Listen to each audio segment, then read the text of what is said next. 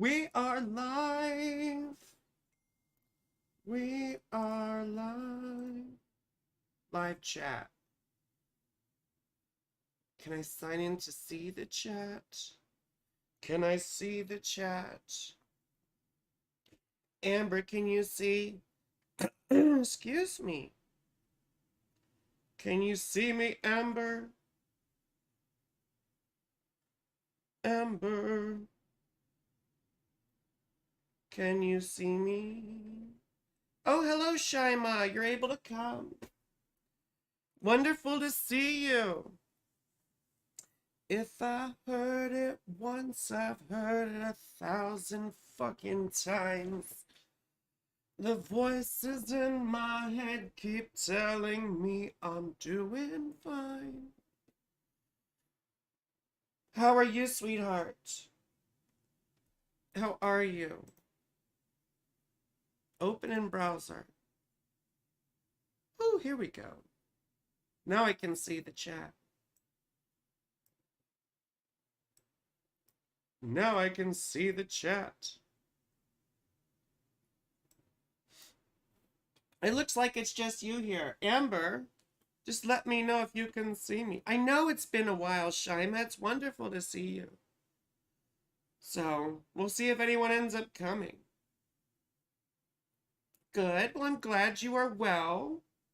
I'm glad you were well. I'm just posting on here that we are live now. We are live now.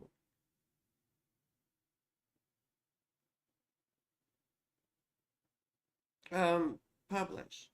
And otherwise, I'll just start talking about the equinox, or we'll look at your chart, sweetheart, because I don't see anyone here yet. I don't see anybody. I mean, besides you, my darling. And maybe Amber's lingering. It says there's 2 people. But you never know. I mean, this YouTube stuff. What's the topic? Well, I was going to talk about the equinox. And synastry, if anyone wanted to talk about that. Because some people... Thank you, Amber. Lovely. Some people were asking me about different synastry aspects. Particularly Chiron. And Chiron is really interesting in synastry. So I could talk about that. I mean, shit, I could talk about just about anything for hours upon hours. You know? It's one of the wonderful things about being triple air, you know? So, anyway. But until people start showing up, I will speak about the equinox, because this really is an important time of year.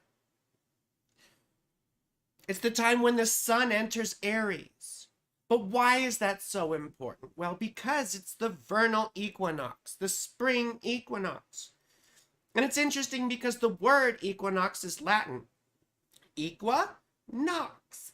Equal, night. Fancy that.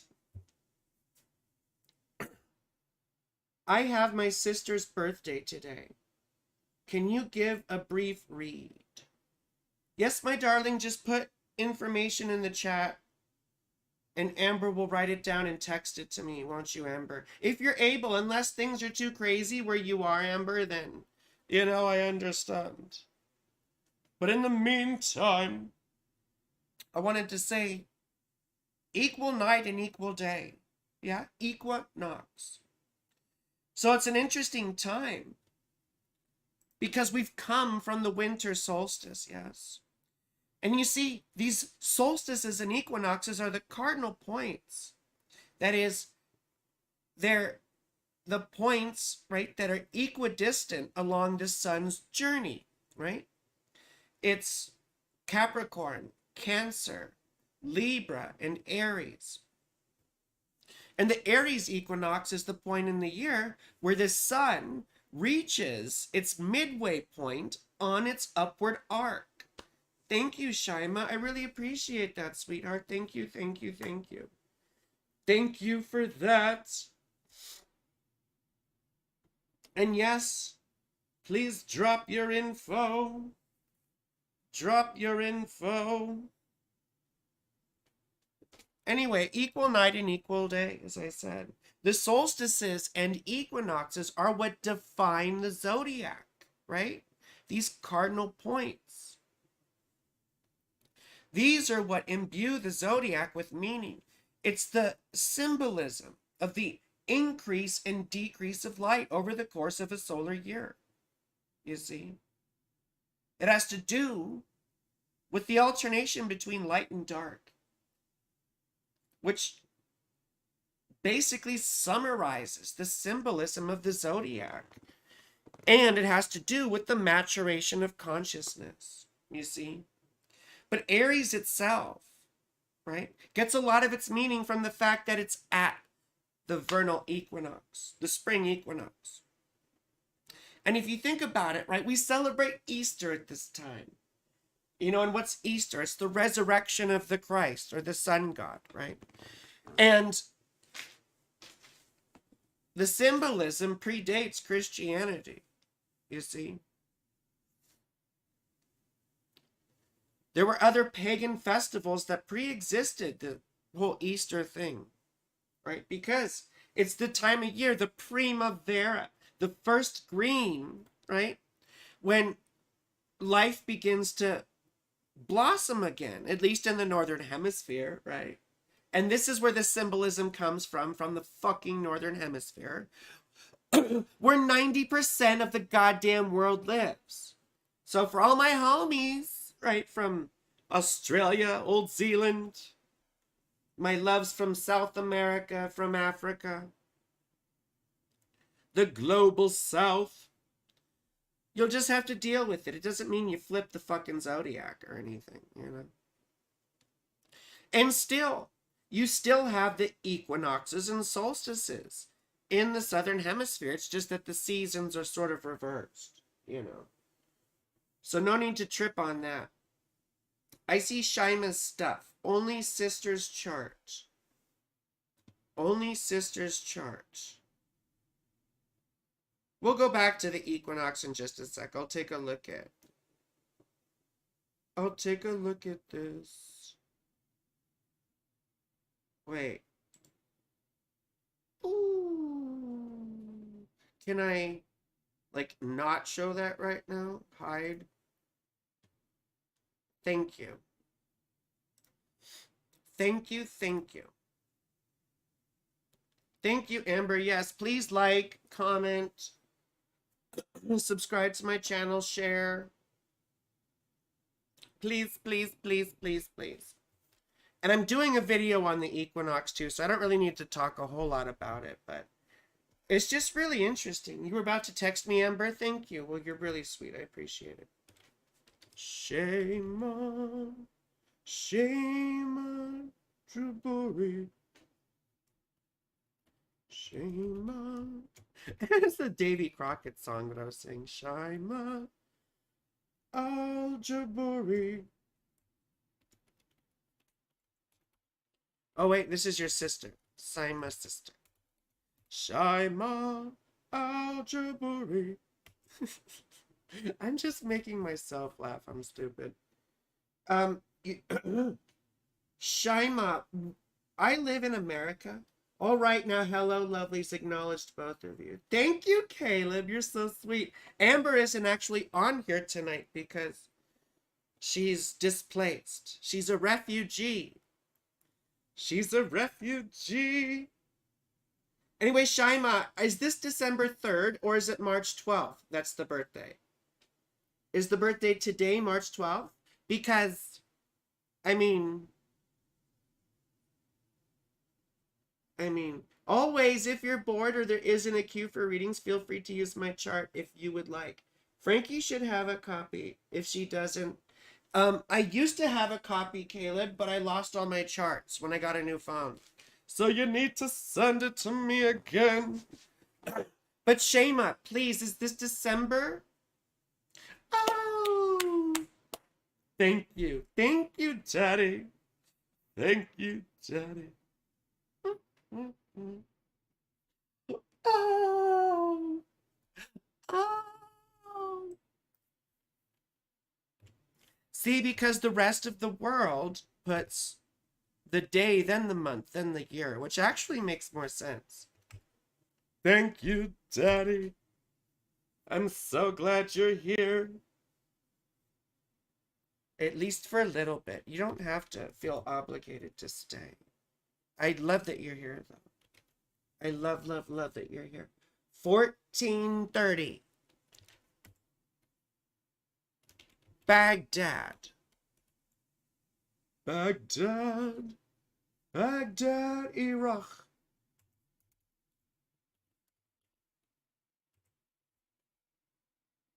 Okay, Rosie. Rosie. Oh my God, it's Rosie. I want to say it like that for some reason. I don't know why. Caleb, thank you. Whole sign is preferred, but I'll read it any way I want, you know. But yes, and yes, Amber, I do love Caleb, but Caleb knows it. So, Caleb knows it. Okay, now I got Shaima's sister. Let me put it up here. Properties. There we go. Are you kidding me, homie? Oh, it's because I got a show. There we go. There we go. I want to make sure all this looks correct. So I've got the Sasha, thank you. Thank you for coming. Mwah. I love you. Anyway, and yes, Rosie's here. And my daddy's here. Yes! So we have a Leo rising, and everyone knows I love Leo risings. But of course, the first thing I notice right off the bat is that poor 12th house moon. At least it's very happy and conjunct an exalted Jupiter. Oh my gosh. That poor 8th house just do. Pisces. It's interesting because I've known tons of Leo risings who are Pisces with the 8th house stuff. You know, excuse me. And the first house ruler in the 8th house. So that's difficult there. And there's many difficult things that, you know, that I often see associated with this. And I don't mean to be forward or presumptuous or rude or insulting, but I often see it with people who've engaged in self-harm in some way. Now it can be associated with trauma, but the self-harm thing often comes up in tandem with that, right? It's because the first house ruler is the self, and put in the 8th house, right? And we know what the 8th house is. I don't want to get off into a whole thing, but I do see it occasionally with self-harm. The other thing, though, that I see, excuse me, is people who tell them their secrets. They end up being like a little therapist or whatever. Everyone always wants to confide in them, you know? Don't have a time? Oh, you talking about Rosie? I might still have Rosie somewhere. Sorry. Yes, I still have Rosie's, actually. I still have Rosie's. So anyway. And then they have Mars in the 9th house. So your sister probably did not have a good experience of religion growing up. You know. 4th house ruler is Mars. So dad must have been quite a religious person. You know. Now Mars is very happy. Right? So I bet your sister is spiritual in their own way, in her own way. Sasha, I need date, time, city. Date, time, city. In that order. Date, time, city. I'm neurodivergent. I need it in an order. Date, time, city. Please. Excuse me. But anyway. Oh, and there are Pisces Venus too. They're going to have the little Venus return here. That's always nice. This is a person, though, who's becoming accustomed to loss in life, you know. At the same time, capable of great empathy. I wonder if she sings. Does your sister sing? Because oftentimes when I see Mercury conjunct Venus or in soft aspect, they have a good voice, you know, a pleasant or pleasurable voice. I have Venus sextile Mercury, you know, and I always think it's a nice voice. I do, at least. I like my voice. Yeah. They're north nodes in the ninth house too. So as they get older, spirituality can't. Oh, Amber, don't be. Amber says can't have me. I don't know if I could say that. Choke you out on. You make me look like a monster, Amber. I'm not a monster. I mean, depends on the situation. She doesn't sing. Is she a good communicator? Is she a good speaker? At the very least, I bet she would connect with people very well, at least based on trauma. You know? At least based on trauma. Did mom pass away? Or is mom still alive? I'm just asking because the 10th house ruler's in the 8th house. Excuse me, is mom still alive? Anyway. She do tarot reading. Well, that's a very 9th house thing. So going more in the direction of the arcane subjects, higher learning, philosophy, spirituality, stuff like that, right? Or even foreign cultures in some way. What's interesting is a lot of this came out of Iraq, right? Came out of ancient Mesopotamia, which, you know, it used to all be, you know, the Tigris and Euphrates, and where they spill out into the Persian Gulf, right? A lot of it's dried up. Dad passed away. Okay, Dad passed away. Well, I'm very sorry to hear that. I'm sorry. Very sorry to hear that. But we can still look at, right? I mean, it's not safe to go there right now, I don't think, but the ruins of Eridu, right? And Uruk, right? The ruins are all still there. It's amazing. And this was the genesis of astrology, really. When they were first omens and signs, you know. And there was the idea that earth and sky were interconnected. Anyway, let's go back to this. It's just really interesting stuff. You see? I was trying to remember one of the other places. It was one of the gods. Ningirsu. That was another city. Right? And that was one of the gods. Ningirsu was like Mars or like Hercules or like Heracles. There was a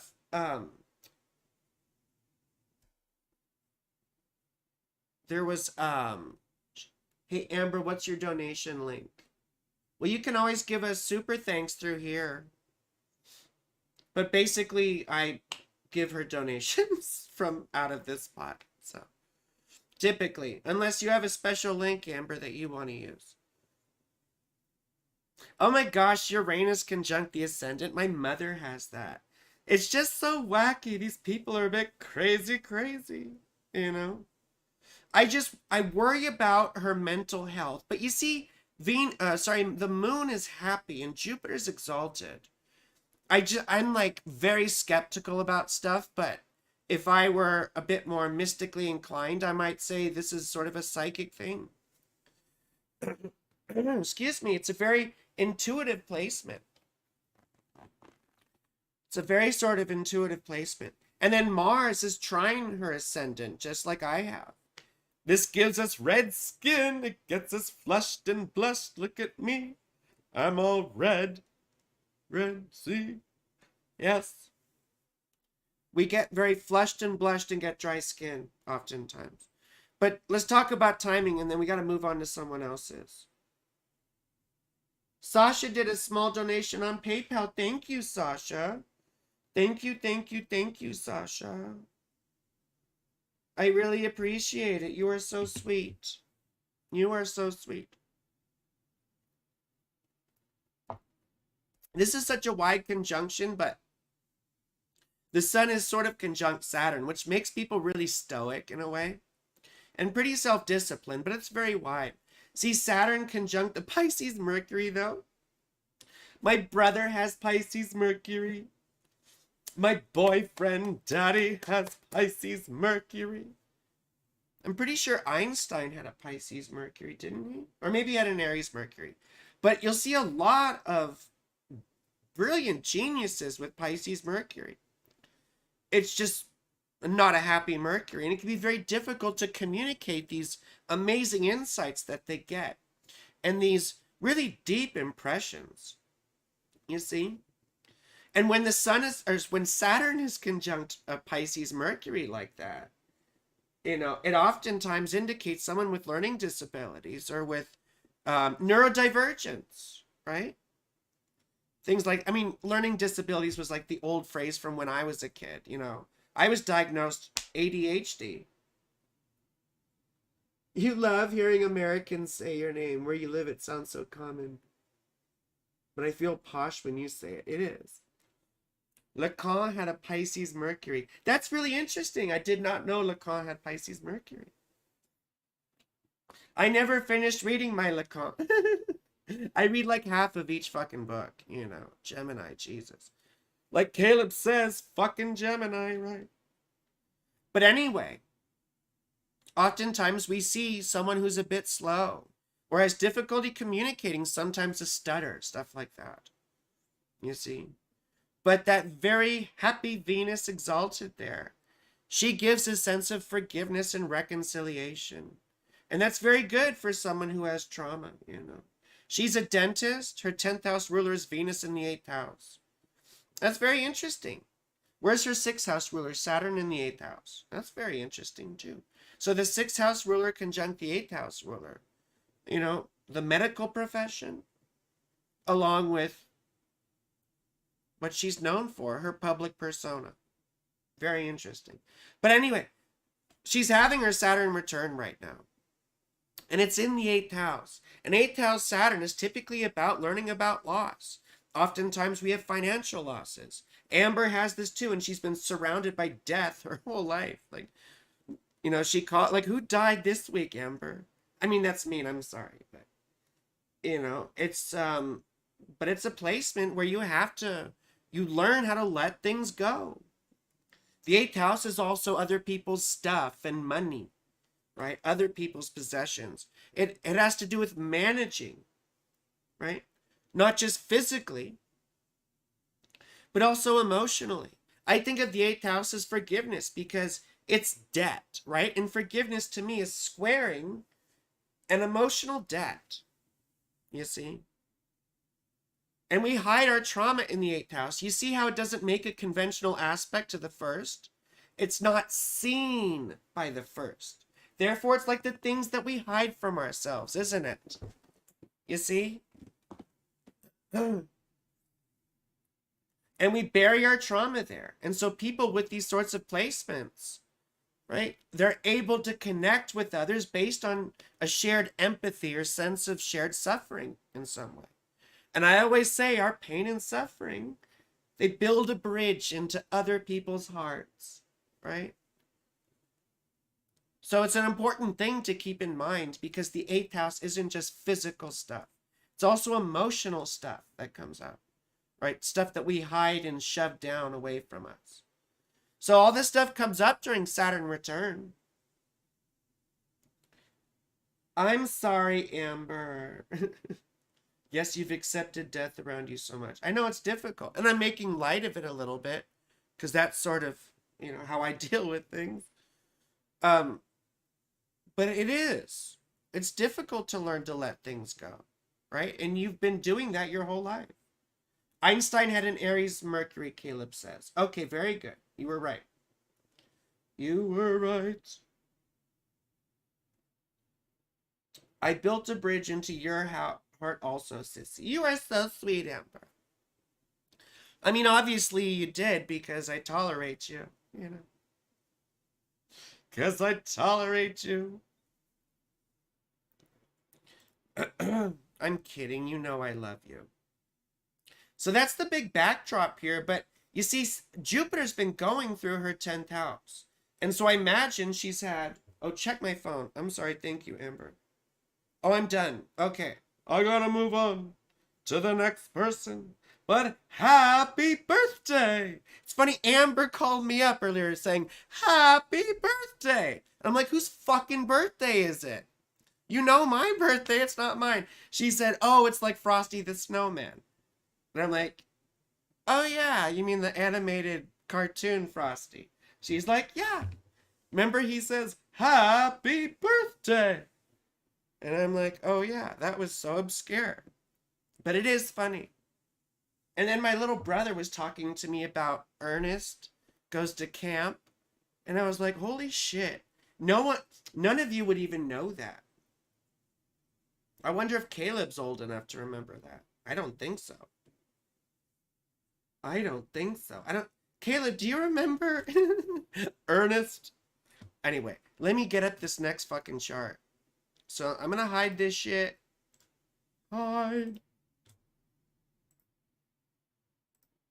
And who's next? I got the menu of a motherfucking cannibal. As I continue, I'm a human. Never mind. Sasha. 1993. Sasha. Also, my middle school brand teacher was super into basically all of the Ernest movies. Oh, and I think it had to do with both of them being former Marines. Oh, LMAO, that's hilarious. That's hilarious. 7:19 p.m. Kirk Caldy, Scotland.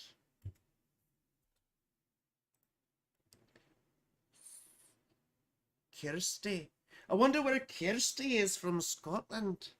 She hasn't been to my lives in a while.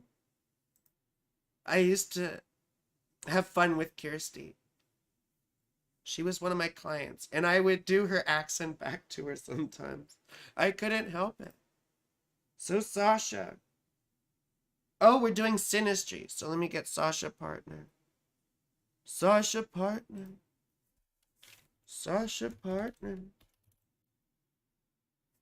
You want to hear me try and pronounce Sashania? Sashania? I don't fucking know. Sashania. Sasha partner. 1989.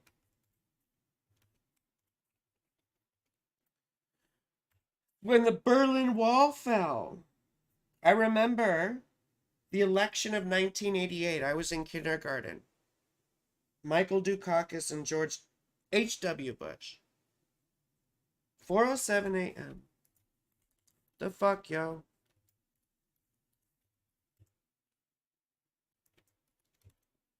Peter Oro.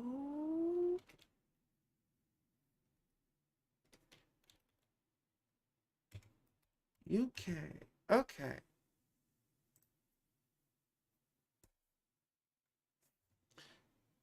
Sasha partner. Where the fuck Sasha at? Okay. So I've looked at your chart before, Sasha. So we'll bring his up. I'm assuming it's a him. I'm sorry. I don't know. Don't heart too many Dukakis references. Oh, don't hear too many Dukakis references in a while. Yeah, right. Michael Dukakis. I remember at the time, my dad was asking me, so who do you want to win the presidential election? And I said, well, Michael Dukakis, because I thought his name was fun. And my dad's like, no, we only like George Bush in this house. Right? We had a signed picture of Ronald Reagan on the wall when I was a kid. My dad was a colonel in the United States Army. So, you know, very conservative household. Sachi is like Versace. Sweet. Cool. Sweet. Cool. So anyway, Sashi is a Sag rising. Her 7th house ruler. I guess I'll throw her shit up real quick. And then I'll switch over. I'm going to do it really, really quick. Really, really quick.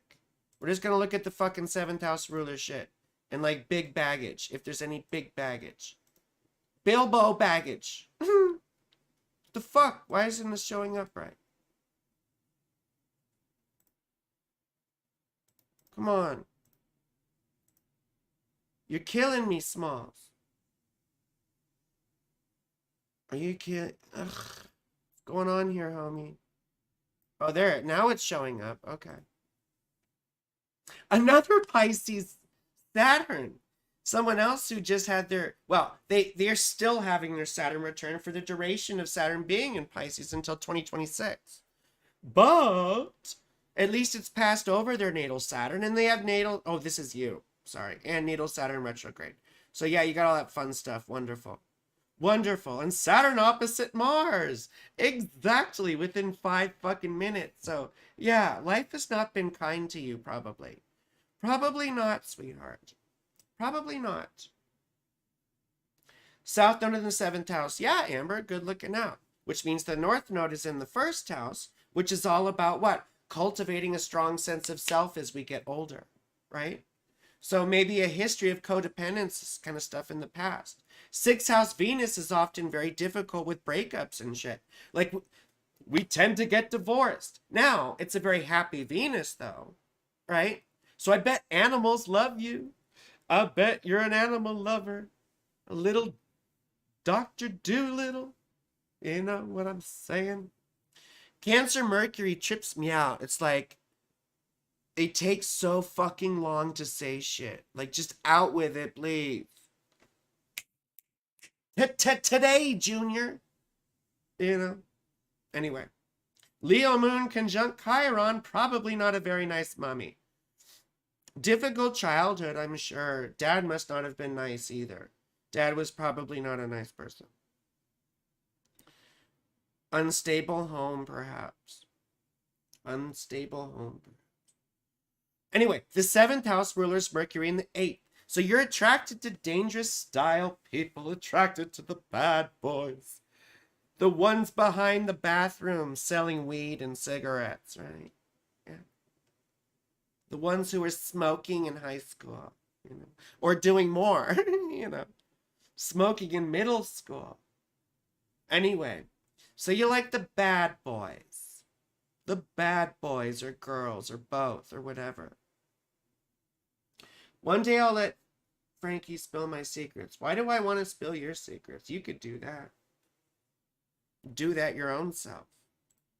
Okay, now let's look at partner's chart.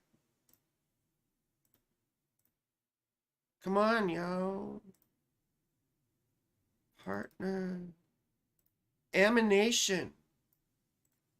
Emanation. There we go.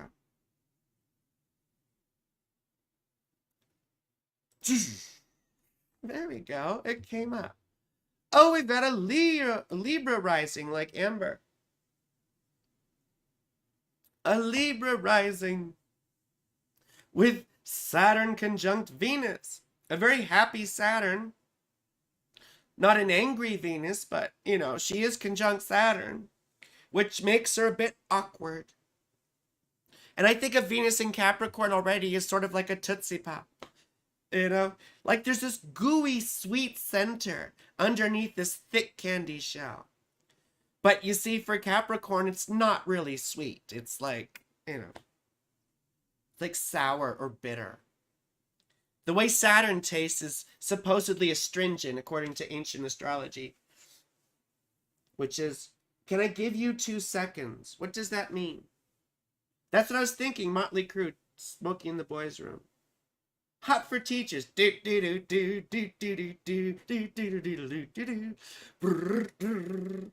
love that drum part. Give me 2 seconds. I don't know what that means. Like, here's 2 seconds. Take them.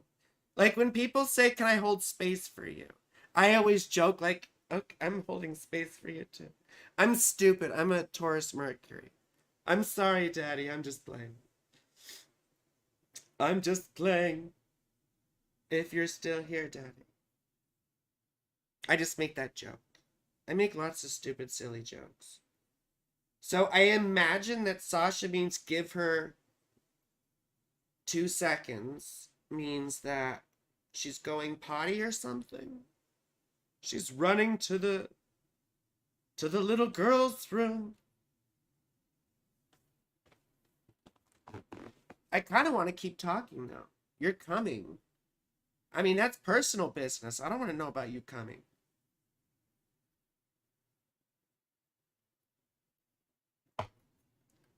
Hi, Daddy.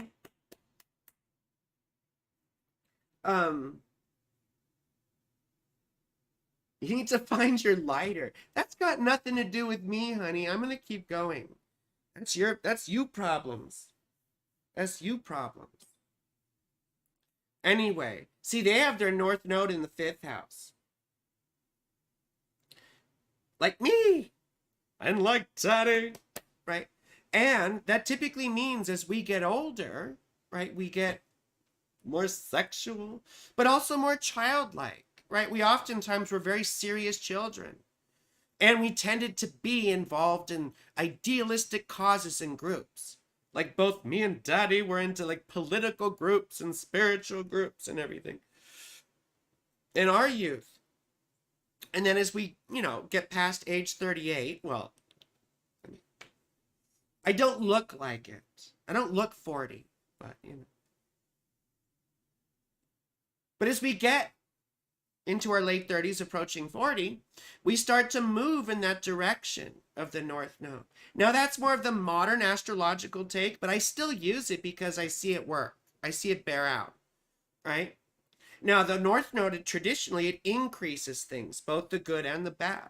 In Vedic astrology, it represents that which you desire most, and it consumes you, right? And the 5th house is sex, children, creativity, romance, all those sorts of things. God, there's no hope for me if he gets more sexual. Well, he probably is then. He's probably already feeling... Well, he's born in 1989. So, I mean, he's approaching that. You'll be pounded into dust. That sounds fun. I think that sounds fun. Pounded into dust. I mean, what a better... Can anyone think of a better way to die? Yeah. I mean, come on. I look really great. Thank you, Amber. You know exactly how to talk to me. Anyway, the moon in the 12th house, once again, I typically see that as someone who doesn't open up very much. And I would worry about depression. And I would worry also about alcohol use, stuff like that. But anyway, exalted Jupiter, wonderful. Oh, I wonder if they're involved in like working with, addicts or people with mental health issues.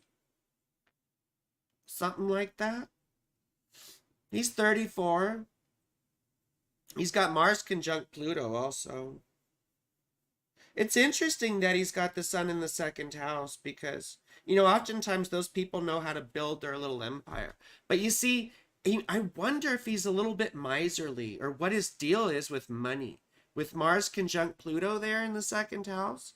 Because oftentimes there's a tendency to spend. But then also with Pluto, there's a tendency to hoard. So is he really into making that money or whatever? He doesn't drink or do drugs, so that's good. He's ADHD. There you go. That's the 12th house also. ADHD. Listen, don't act like you 93 people don't like sex. What? What are you talking about? Anyway.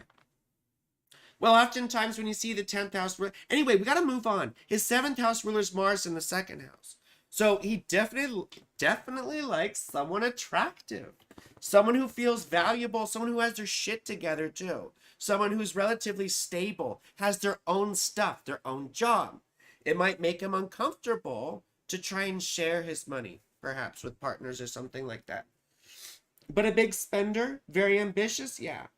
You are hypersexual as fuck. Same here. So. Anyway. Let's look at the synastry and move on. Because otherwise, Amber's gonna fuck me up. Ugh. Synastry grad. Such a what? Anyway. Properties. Let's throw this shizzle up there. Man. Come on, man.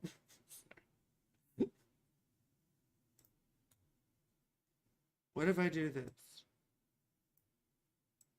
Oh, that just made it worse. What if I do that? Does this work better?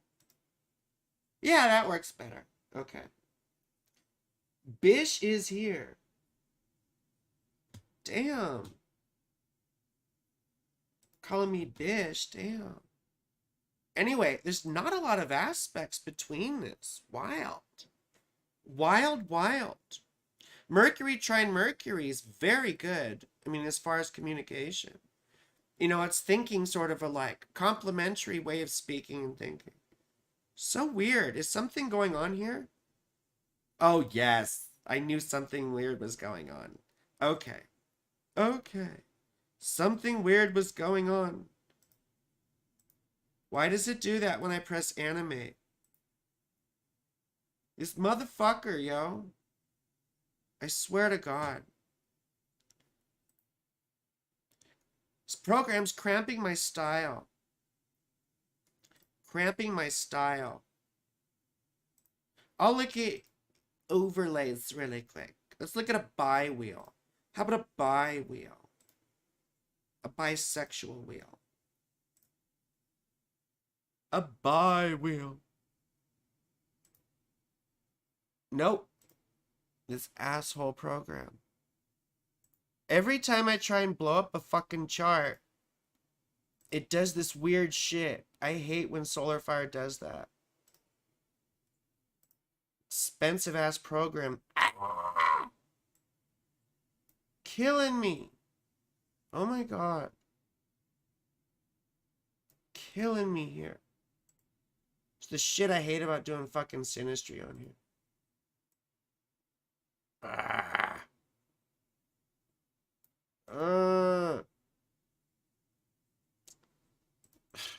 I don't want to waste time with all this shit. What direction? No, not that direction.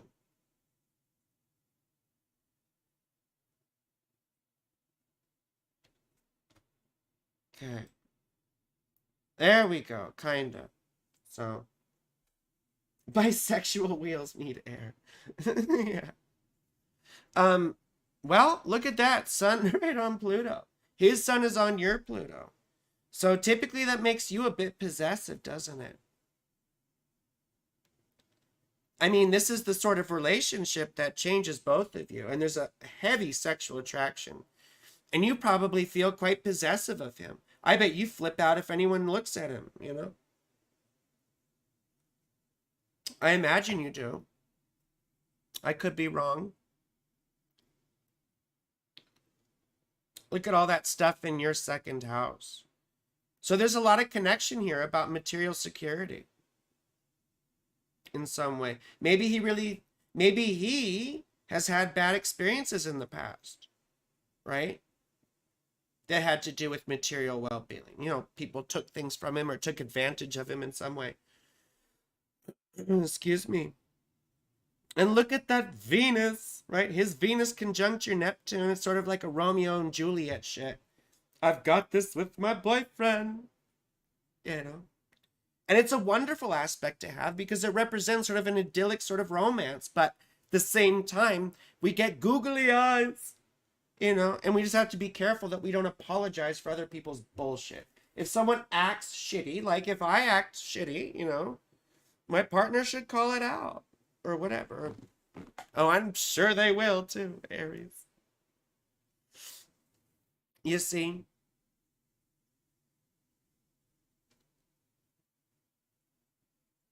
I was gonna say, could we say Moon is opposite Saturn, but such a wide orb, you know? But I guess you could call it moon opposite Saturn, which is quite a difficult one, right? He might feel like his emotions get railroaded, you know? You gotta tell your boyfriend suicide? What? Don't tell anyone that word. I shouldn't even be saying that on YouTube. I'll get in trouble. Let's look at the grid. If we can get the fucking grid up here. And then I gotta move on. I really gotta move on. Ugh. Why does this have to be such a pain in the fucking ass? Okay, well, there we go. That works right there. So, let's see. I look at the bad stuff first. We have Saturn square Mercury, Saturn square Sun, Mars square Mercury. You and I have that, Daddy. Mars square Sun, Mars opposite Venus. We have that too, Daddy. It's an interesting one. Saturn trine Venus. That's very nice. Pluto square Moon. So Pluto square Moon's the most difficult one in here, unfortunately. Am I doing couples? Yes, I am doing couples, Courtney. So anyway, that's the hardest one in here is Pluto square the Moon, because it might feel, in this case, you're both sort of Plutonian people, but why isn't your Pluto aspecting his sun here? Shouldn't that be aspecting his sun? Wasn't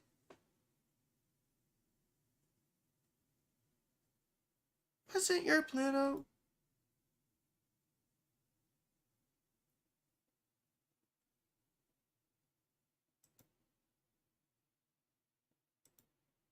Okay. Or just double checking the information, but it's correct. Anyway, I thought your Pluto was conjunct his... Oh, it is conjunct his sun. I'm sorry. So you are... This is the Chaldean order of planets. You know, the Chaldean order of planets. It goes in order of their speed, right? The moon's the fastest, then Mercury, then Venus, then the sun, then Mars, then Jupiter, then Saturn, then Uranus, then Neptune, Pluto. But you see, the Chaldeans only went up to Saturn because you wouldn't have seen anything. You wouldn't be able to see Uranus, right? Uranus was hidden. Boom, boom. The thing with this Pluto moon stuff is it can feel almost like we get so attached to each other. And it is very hot sexually. But it can feel confining and oppressive or possessive after a while. There can be a lot of jealousy. There can be a lot of, I mean, quite frankly, hurt feelings. It could feel like he tramples over your feelings. And if you ever threaten to leave or anything like that, he'll probably, change for a little while or try and rearrange things, to keep you or make you stay. So it's a very potentially painful situation because we get very emotionally attached, very emotionally bound, you see? Venus is moving faster than the sun. Yes, that's right. Venus moves faster than the sun. That is correct. Venus moves faster than the sun. So that's the most difficult one. The other thing, too, is Saturn square Mercury. This makes it might feel to him like he can't express himself because you get judgy or you shut him down or whatever, stuff like that. Now, your Pluto is conjunct his sun, so you feel possessive, too. And you probably, like I said, get jealous if anyone looks at him or whatever. But he's like undercover jealous, undercover passionate jealous.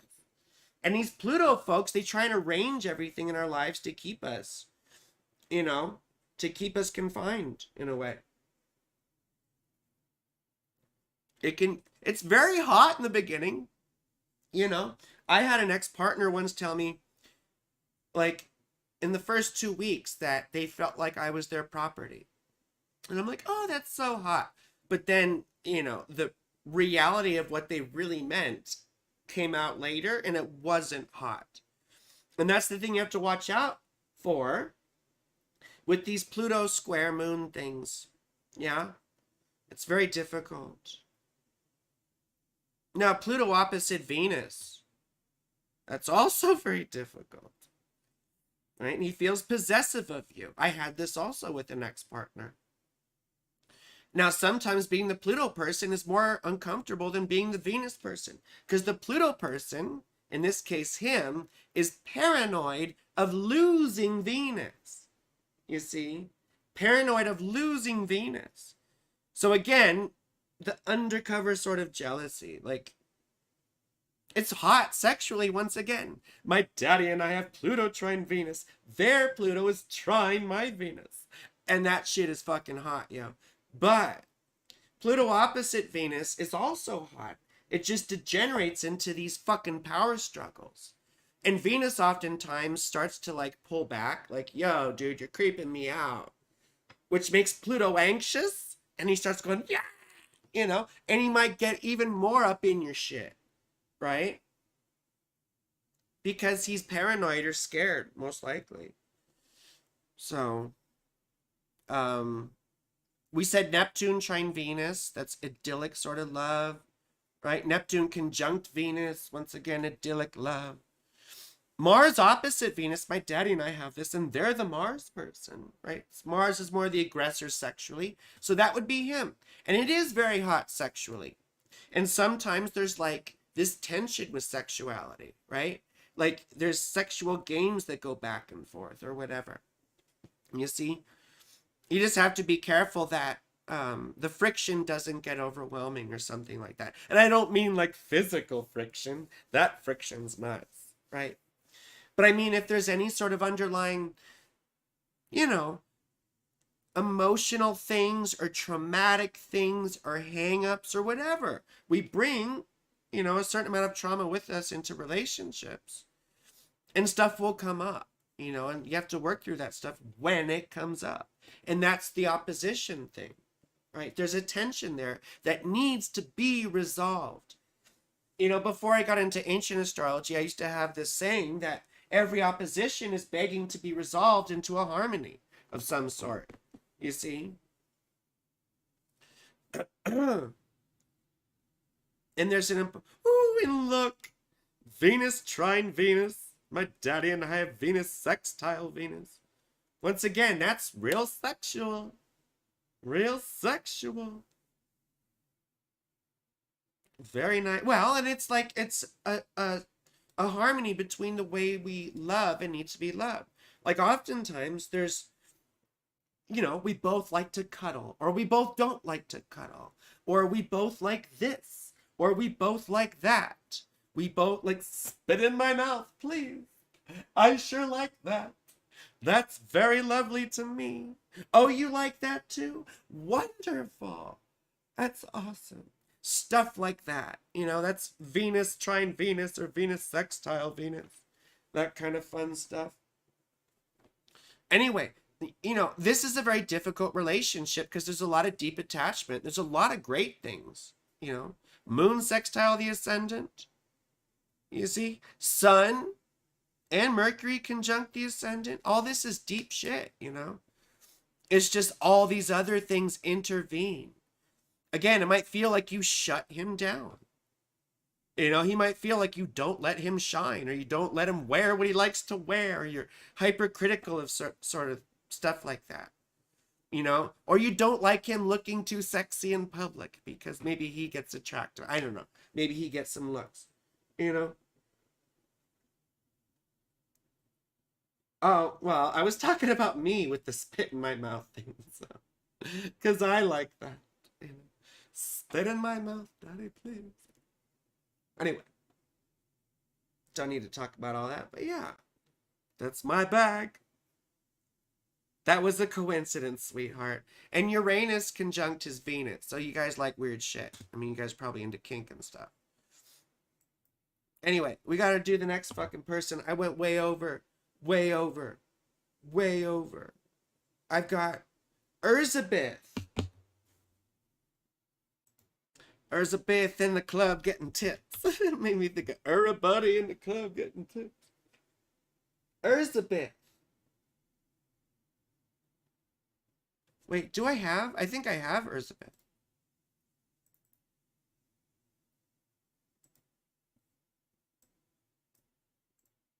Properties. Okay. Now I can... I'm not going to bother transforming right now because we have another transforming. I mean like decreasing the window. On Streamlabs it says transform because you're like, God, look how red I am. This is the Mars shit. You know? Daddy sees me get red all the time. But anyway, Leo rising. This is a synastry reading.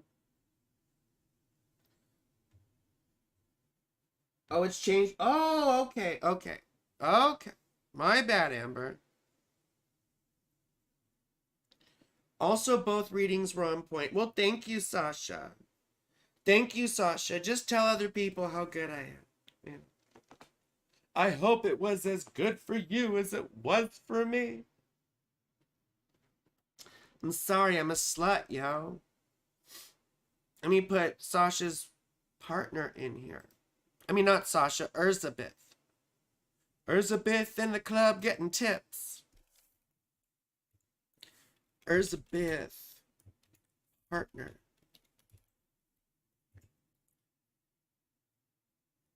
And you teach me things every time you watch my videos. Yeah, thank you. Thank you very much. That is what I aim to do. That and make money. Because I have to make money.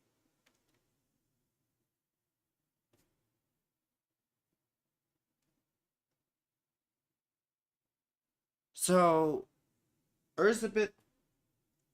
Oh, wait. Okay, they're American. So, see, I never know with international people and Americans. We go back and forth in the date format. You know, because everywhere else in the fucking world, they put the day, then the month, then the year.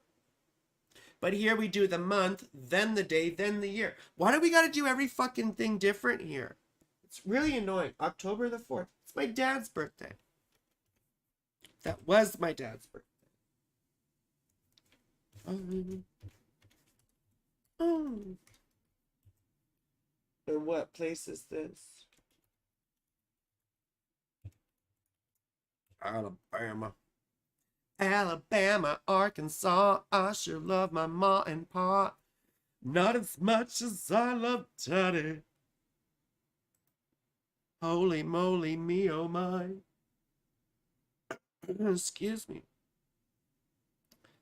Okay. You suck? You don't gotta tell me about your private life, sweetheart. Anyway. So Elizabeth, right? Leo rising, we're just looking really quick. 7th house ruler Saturn in the 6th house. So I assume you like reliable partners. Thank you, 2009-ish. Yeah, what was I saying? Anyway, Saturn in the 6th house, ruling the 7th house. Usually those are reliable partners, right? And it's a happy Saturn, so I imagine that you've had some good relationships. But on the other hand, Venus in the 6th house indicates oftentimes divorce, right? Or,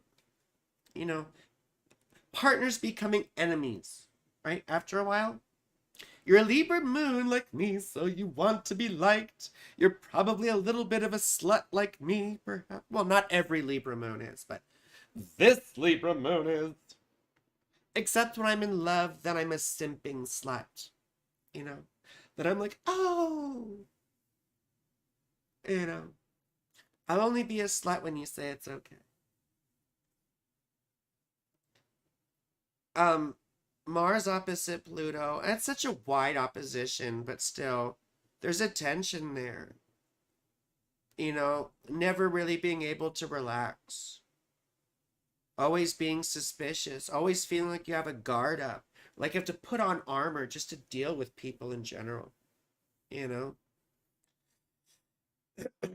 we could say, well, no, we're not going to say that. We won't say that. Because it's not a thing.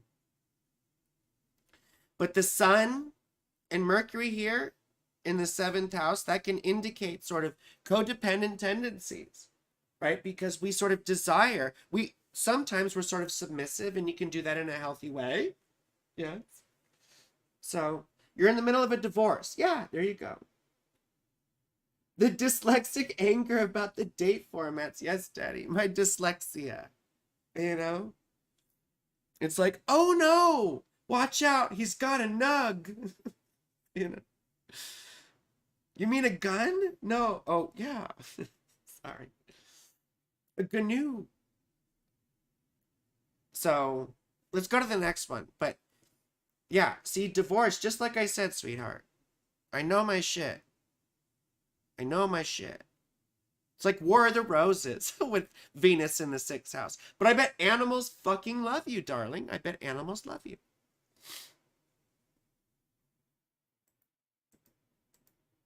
Wait, that's Elizabeth. What am I doing here? This is Elizabeth. That's your partner.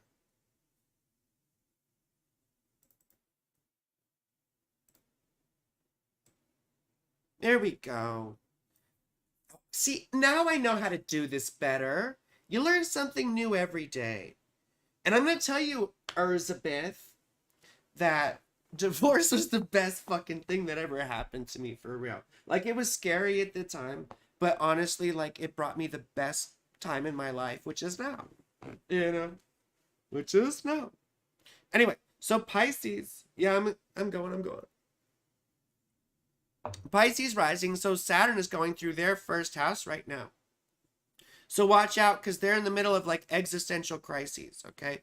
They have Sun conjunct Mars like I do, but theirs isn't happy, you see? So on the one hand, this makes someone very aggressive, like me, right? And perhaps sometimes impulsive, or quickly reactive, or argumentative, right? But in this case, his sun's in fall, right? Because he was born in the fall. And then his Mars is in detriment, right? Because the sun is exalted in Aries and Mars rules Aries.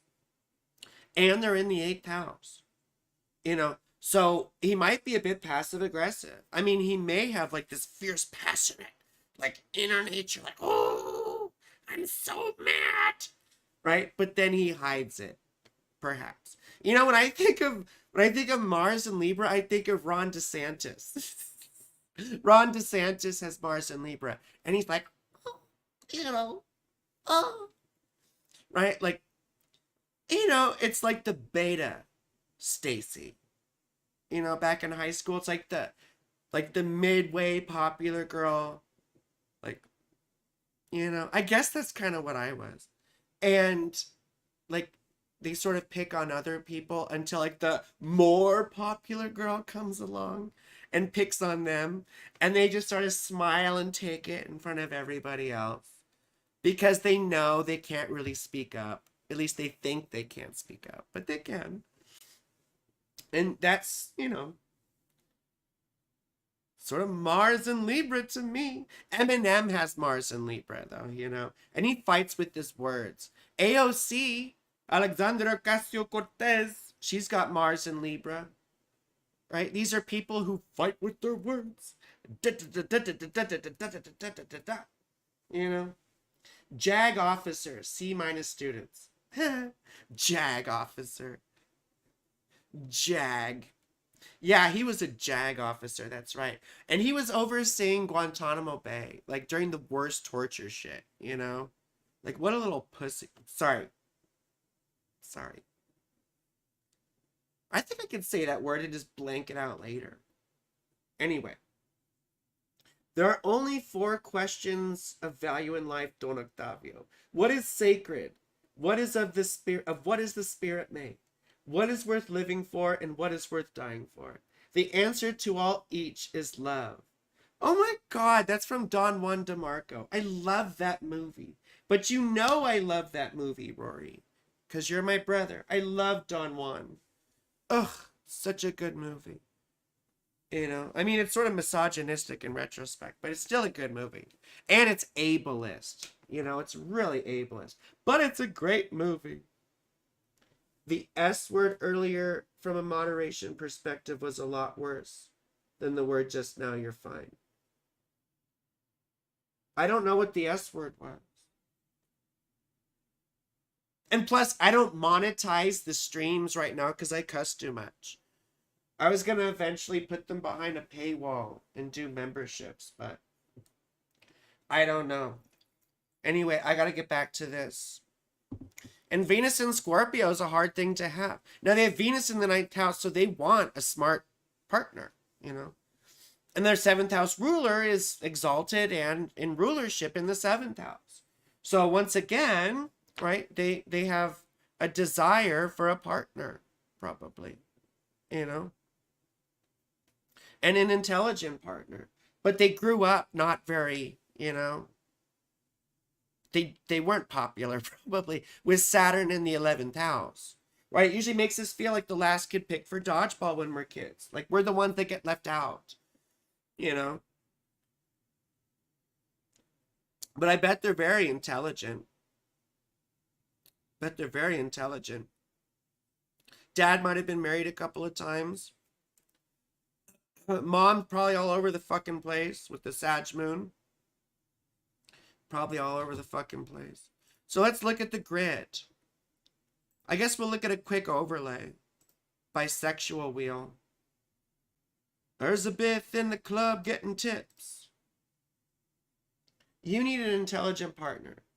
Good for you. Who said the N-word? No one said the N-word. No one ever said the N-word. Oh my goodness. We don't do that. I don't even say the N-word in private.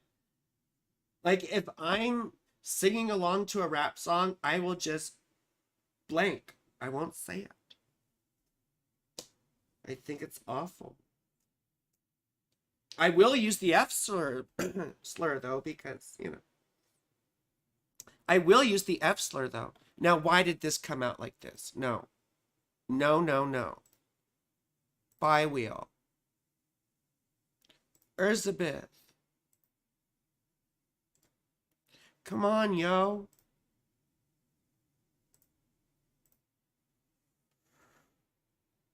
Did it do it again? No. No, you're just born around the same time. Okay. I mean, it's kind of scattered all over the place. I guess the 3rd house is sort of emphasized, sharing ideas and such. And then it's interesting that Venus falls into your 4th house, which is about feeling at home with a partner, feeling a sense of security, being able to have a private life, like a comfortable private life together. N-word tweed? What? I don't know what that means. I don't know what that means. Anyway. Let's do this. Grid. There's the grid at. Elizabeth. There we go. Well, this is quite interesting, isn't it? We'll look at the bad stuff first. Your Saturn square his sun.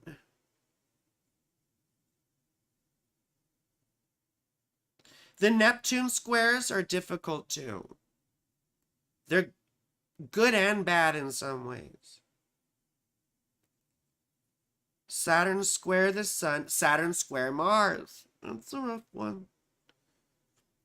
Well, that's the worst one right there. So we'll just talk about that right off the bat. Saturn square Mars, oftentimes the Saturn person feels oppressive to the Mars person.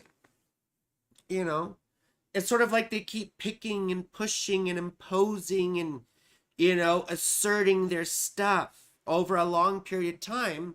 And Mars just kind of like, you know, just, okay. Like these little battles or whatever. And then Mars just fucking loses it after a while, you see? Mars starts to feel sort of hemmed in, walled in, unable to express itself or blow off steam. And Mars needs to be able to be reactive and blow off steam here and there, you see? And it feels like the Saturn person is just always fucking nitpicking. Like just, you know? And that's why it gets difficult. And that's why it explodes into these bigger conflicts, right? And so that's you as the Saturn person here, unfortunately. And then also with Saturn square the sun, it feels like, oh my gosh, this person is critical of everything I do. Like they don't let me shine. They don't let me be myself and radiate. Like I always have to watch what I'm saying or watch what I'm doing. And I don't want to irk them or piss them off or yada, yada, yada. You know, those are difficult things to have. But again, there are only two things out of the whole bunch, right? There's one more third very difficult thing, though, I want to mention, which is their Pluto. I don't know who the fuck they are. Their Pluto square your sun. Once again, a life-changing sort of relationship, you know? Definitely. But, thank you, Caleb. Yeah. I don't know what the S word I said, though, earlier was. Was it something that I was, like, really on the down low about? I can't remember. I can't remember. Anyway.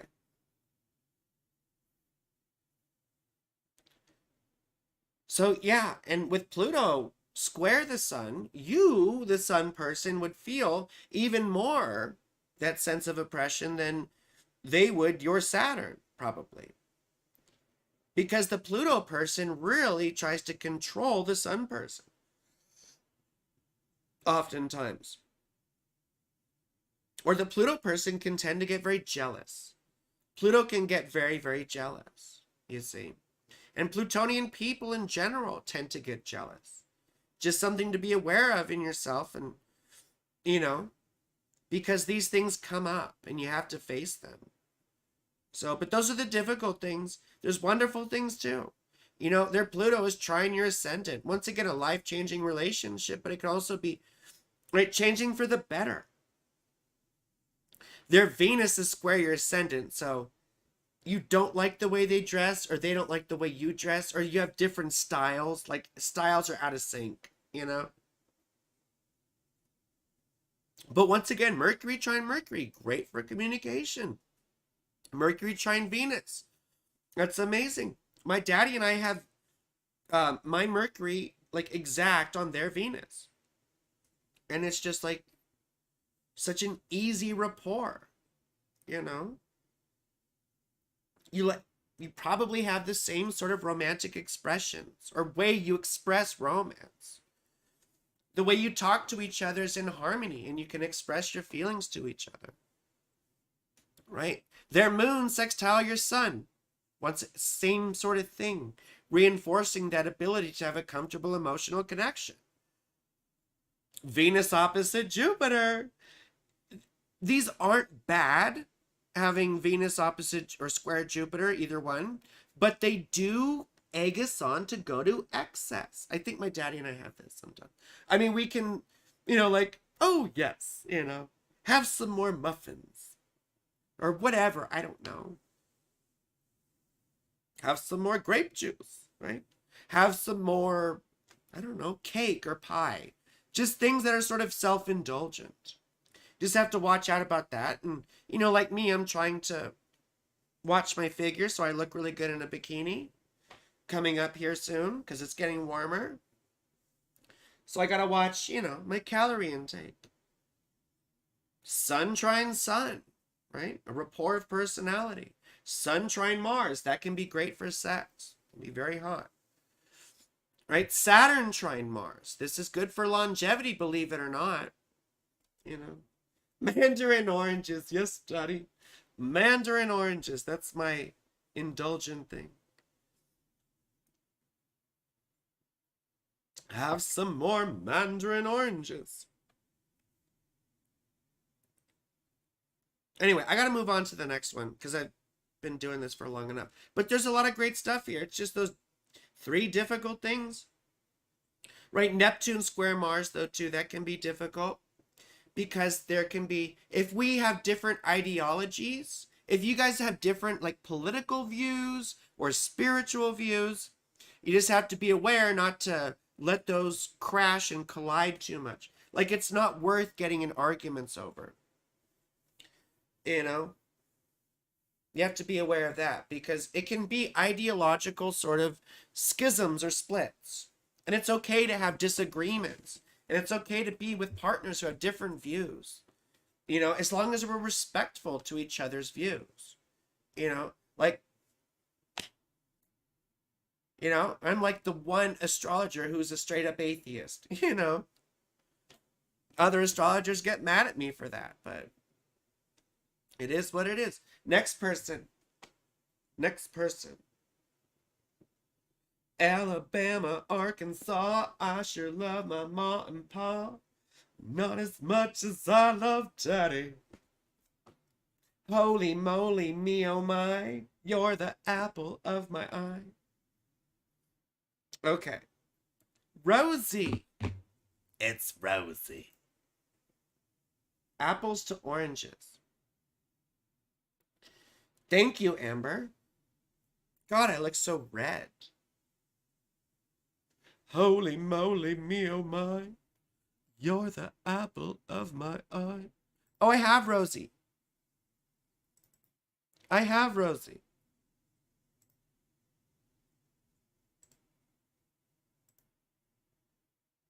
Very insightful. I hope it was. I don't know. Sometimes I'm wrong.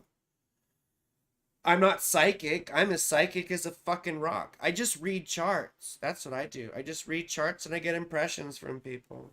So I read charts like you read a fucking book. Except for like there's another dimension to it. And like I said, I don't believe in stuff. Right? But there's another dimension to it where you get sort of impressions. Right? Like subtler impressions by looking at a chart. At least I do. And what I mean by that, I mean, I can do my best to describe it, but it's sort of like feelings, you know? And you get a feeling like, oh, gosh. And things just pop into my head sometimes. So, but again, like I say, I'm as psychic as a fucking rock. I don't know about all that shit. People talk to me about ancestors and fucking planes and shit like that. All these goddamn astral planes and mental planes. I'm like, y'all got more fucking planes than Boeing. Shit. If they're making these planes, I don't want to go there. I'm staying off. I ain't going on that plane. Tired of these motherfucking snakes on this motherfucking plane. Sorry. Anyway. Aquarius rising. That's right, my dear. That's right, my dear. I think we've talked about a lot of this before. God, you have Saturn conjunct Mars. At least Saturn's exalted and you have a night chart. Mars is really unhappy, but the fact that you have a night chart makes Mars just a little bit, you know. Haha, I'm so dramatic too. Courtney, did you put your information in? Do we have Courtney? Is Courtney getting a reading? Courtney Schmortney? Courtney? Anyway, Rosie the Riveter. We love Rosie. Moon conjunct Neptune, poor Rosie. We've talked about that. I know we have. My party girl. My party girl, Rosie. Rosie's a juggalo. Yo. Malenko. And my daughter was like having me watch this TikTok video. And it had like the clips from ICP where it's like, ha ha ha ha ha ha, fuck you. I was laughing so hard. It was hilarious. But anyway, what can I tell you that I haven't already told you? Goodness, I'm sure a lot. Oh, I could look at zodiacal releasing for you or progressions. That would be interesting. I could look at your progressions quick. But just briefly, like what's going on right now? We've talked about your Saturn, right? Saturn's in Pisces, hanging out, in your second house, like me, right? And this fucks with our money situation. So you're getting strained, you're having to be more frugal, you're having to watch your resources, perhaps. Magnets? What about magnets? Fucking Anne's trying to call me. Yo, Anne, I'm on a live stream, yo. Fucking Anne. Things are all over. Well, you're about to have Mars go into your second house too on the 22nd. Venus just went in there, which is lovely for us, right? It makes us want nice things.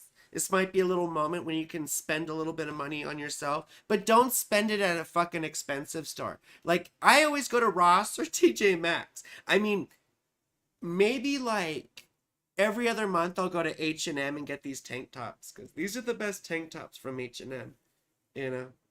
But otherwise I shop at Marshalls, Ross, TJ Maxx. You know what I mean?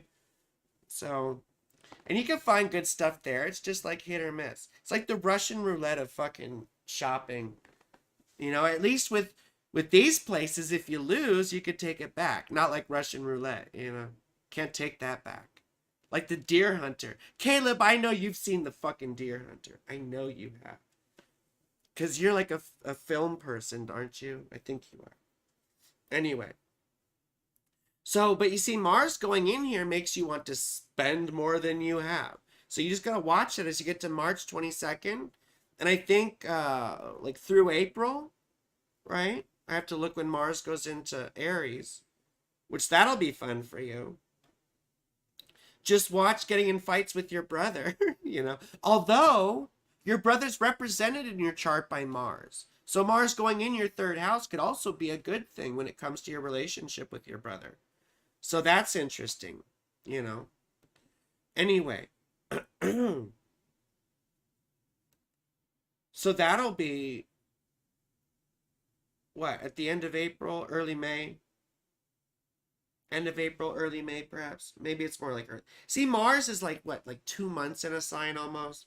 It's like about 2 years for Mars to go around the zodiac. I forget what it is exactly, but it's about 2 years, you know. 2 years and change or whatever. So, but you see the eclipse. I think the eclipse is going to be conjunct your Mars. And that's wild. The one in October. You see the one coming up in April? That's your third house. And I'm having the same sort of thing. I know when I had the last eclipse. Wait, Caleb says, movie with an overreaching tone of melancholic loss and desperation. Of course I fucking seen the Deer Hunter. Won't spoil it, lol. Only thing I'll say is when boomers make a Russian roulette reference, that shit's fucking dark. I'm not a fucking boomer, yo. I'm elder millennial. 1983. Call me a boomer. Don't call me a boomer. You're trying to find a place to take care of your mom and deal with everything. And you met a guy. Good. So that means I can stop harassing you.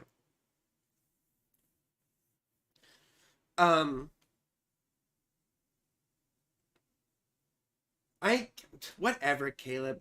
Okay, you didn't call me a boomer then. I thought you did. I thought you did. I'm sorry, Caleb. I'm sorry.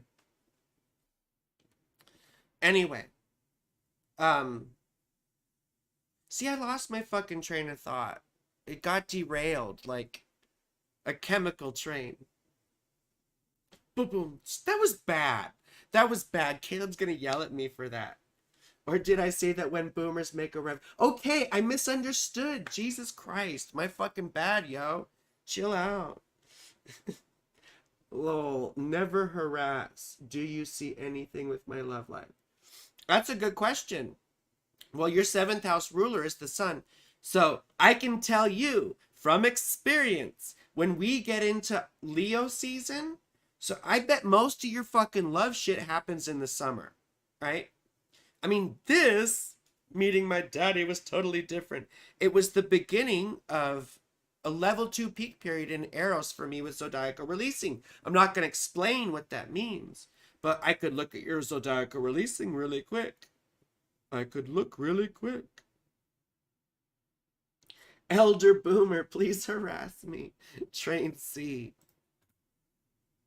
Yeah, my mom is 1951 and my dad was 1940. My dad was born in 19 fucking 40. He had an outhouse till he was like 12. And he was born here in Denver back in the day. Or Colorado. Where's Zodiaco releasing? The fuck is your shit? What is it, Rosie? Here we go. I think I looked at your shit before, didn't I? I can't remember.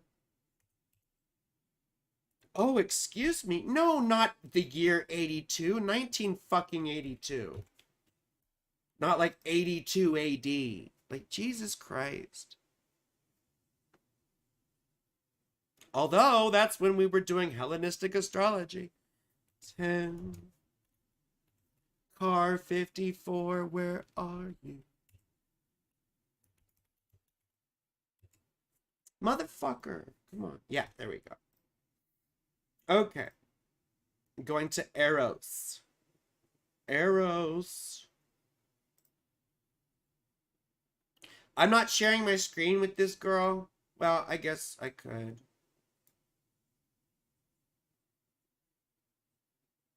I guess I could. Properties. What comes up here? I don't know if I want to share that. I probably have all kinds of naughty links up there. Oh, no, I don't have a bunch of naughty links up there. Yeah, I can share. There we go. So this is Zodiacal releasing. But you're not gonna, it's not gonna really make much sense, probably. But we're looking at the lot of arrows. So you're in a peak period, actually, for love that started back in 2005. Your Venus period should be the best periods for you. Huh, that's very interesting. But you're at the very end of it. You see here?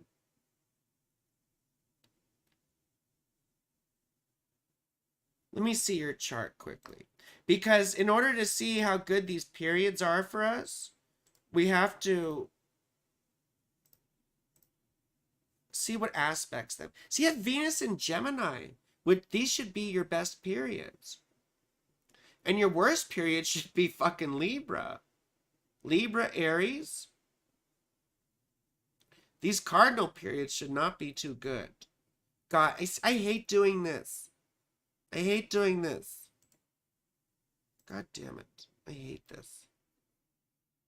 Don't like doing this. I don't like it. You're in a level 3 peak period right now. But you're going to go into a Cancer period, which may be kind of difficult. But that's an overarching period. Where's Cancer? Okay, and that's less bad than the other ones. That's less bad. So that's good-ish. And let's go ahead to November of this year.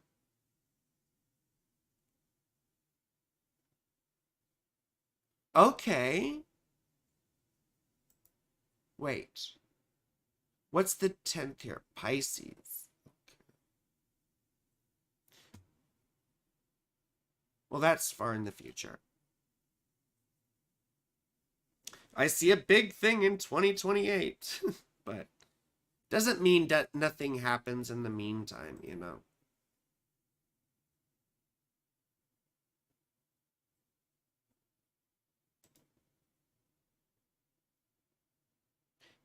December of this year looks pretty good. But, I mean, just practically, like, We don't have to go just by zodiacal releasing, but you may want to look back through your relationship history and see how it matches up. You know, it's quite interesting to look at sometimes. But if we just go by your chart, you know, like for us as Aquarius risings, Jupiter's about to go from, let me switch these things here.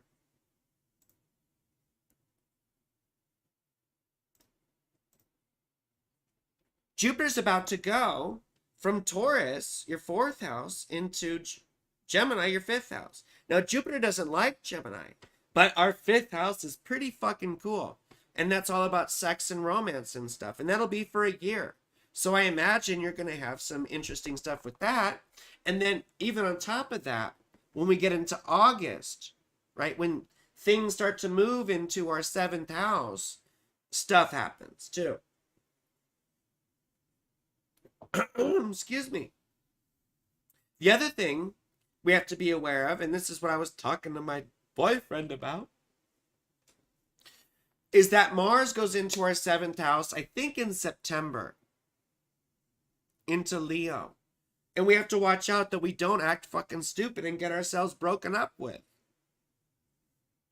Right? Because tensions are often high when Mars is in our 7th house. Jeez. I have a hole in my lip. I mean, not really, but you know. Okay. But when Mars tours our 7th house, sometimes we say shit that festers and ends up being a breakup later. So that's why communication is, it doesn't have to be that. But that's why communication is so important, that you talk about these things. The bus, the chariot of the people. I love you, Caleb. My partner hates The Simpsons, so I have to talk to you about The Simpsons. My dad was the silent generation. Wild. Yeah, my dad beat the shit out of me, homie. You know, that's how we grew up, yo. It was the fist or the belt or the fraternity paddle that he still had. Silent generation was like Gen X, a much smaller generation nestled in between the greatest generation and the baby boomers. Damn, that's harsh. My partner's wrong. They're wonderful, but they're wrong. LMAO. Frankie is worth a feat. Brain dusters. Oh goodness. Dental plan. Lisa needs braces. Oh yes, sex and romance. That's Jupiter going into our 5th house. It'll be good for us. Which means it'll be good for my partner. But, right? I just told you to watch out for Mars in September in terms of, now it can be good for stimulating, you know, sexual desire and getting out and meeting people. But it also causes fights with partners. So you just have to be aware of that. Now the eclipse in your 3rd house, this is a wonderful time for educational pursuits. You see? Like the last one, I sort of got a hair up my butt to get a certification. And then this one, I wonder if I'm actually going to do it. I don't know. I've talked about it, but I haven't actually decided whether I'm going to do it. I probably should. So we'll march day and night by the big cooling tower. They have the plan, but we have the power. I know, that's a good one. Labor organizer. Dude, Sean Fain is my fucking boyfriend, yeah. I mean, no, Daddy's my boyfriend, but Sean Fain is like a boss. He's such a fucking boss. He is such a boss. I mean, he's not a boss. He wouldn't want to be called that, but you know what I mean. He's such a fucking mensch. Moon opposite Mercury, though, it's anxiety. A lot of anxiety. You know? We should move on to someone else, but those are big things coming up. You see? You better watch out, though, when Mars goes through your 4th house. Your mom's. Let me look at that really quick, because that's going to be important about your moms. Your moms. Your moms. And also your mom is represented by Mars in your chart because that's your 10th house ruler. You see? I mean, the moon is also mom, but when does... I should know that off the top of my head. It's motherfucking cat, yo. What's up?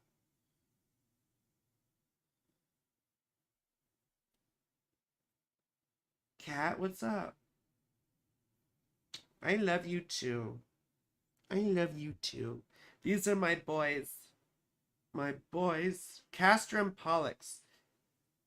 You'd think they were named after the signs Gemini, but someone else named them after the movie Face Off. It was a good movie. June 9th. So going into June, right? June and July, just be careful about your moms, okay? Stuff about your moms. And then who's next, Amber? Just watch out for stuff about your moms. Your moms. Courtney. Courtney from Plano. Plano. I've had lots of people. Oh, cat. What'd you do? You hit your butt on the desk. Dumbass. Anyway. So will March. See, now you got that shit in my head, Caleb. So will March day and night by the big cooling tower. They have the plan, but we have the power. Okay. Do I have Courtney from the past? No. Okay. I don't have Courtney. Oh my God, Courtney.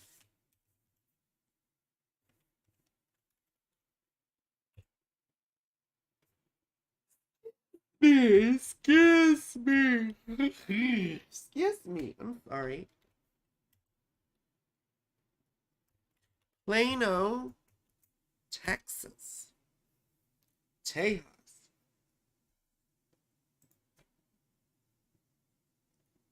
I probably did Courtney, but when Solar Fire shut down, it didn't save any of them. And then Courtney Partner.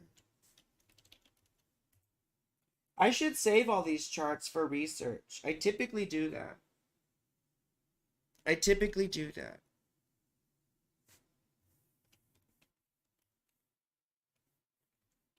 '82, they're my age-ish. A year older. A year older.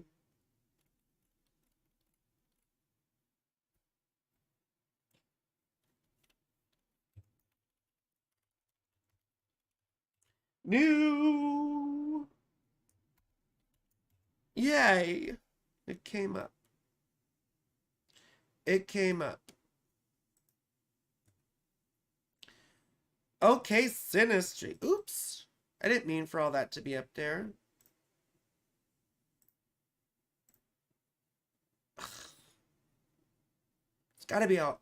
I hate the way I have to jump between formats. Animation. There we go. Thank you so much, Rosie. Love you too. Okay, we got a Cancer rising. The 7th house ruler is Saturn in the 6th house. So again, stable partners, but you probably haven't had a good relationship past because, again, like me and 3 other people tonight, you have Venus in the 6th house. And it was so funny because I heard an Indian astrologer once say, like, oh, 6th house Venus, your partners become your enemies, but their animals love you. And that's how I got these cats. A partner became my enemy and their animals loved me. Oh my God, the pharmacy again? I swear to God, the pharmacy calls me like 5 times a day. They're like a codependent ex, you know. Jiminy Christmas. You have room for one more reading. Room for one more reading. I better get on with this. Holy shit. So once again, like breakups, divorces, shit like that. You know, those things happen in our lives. But once again, you're probably a very sexual person with Mars in the 5th house. So you need someone who can keep up with you. You know, but you have a weird sort of emotional pattern. You probably over intellectualize your emotions, right? You've got a lot of hidden stuff. You're like an ice cube. Ice cube. I mean an iceberg. I don't mean ice cube like, you know, fuck the police or whatever. You know, that's I don't know if I could say that on YouTube, but you know, NWA, Ice Cube. I mean iceberg. You know, Aquarian ice, where everyone just sees the tip and the rest of it goes all underneath, you know. Because it's an 8th house moon. And you may have had a very difficult mother who was also very cold and detached. So maybe you didn't learn all that sort of emotional warmth or whatever. And you carry a lot of that trauma shit with you. I wonder if your dad was either a workaholic or had chronic illness in some way, or was an enemy type. But I often see dads with workaholics or chronic illness.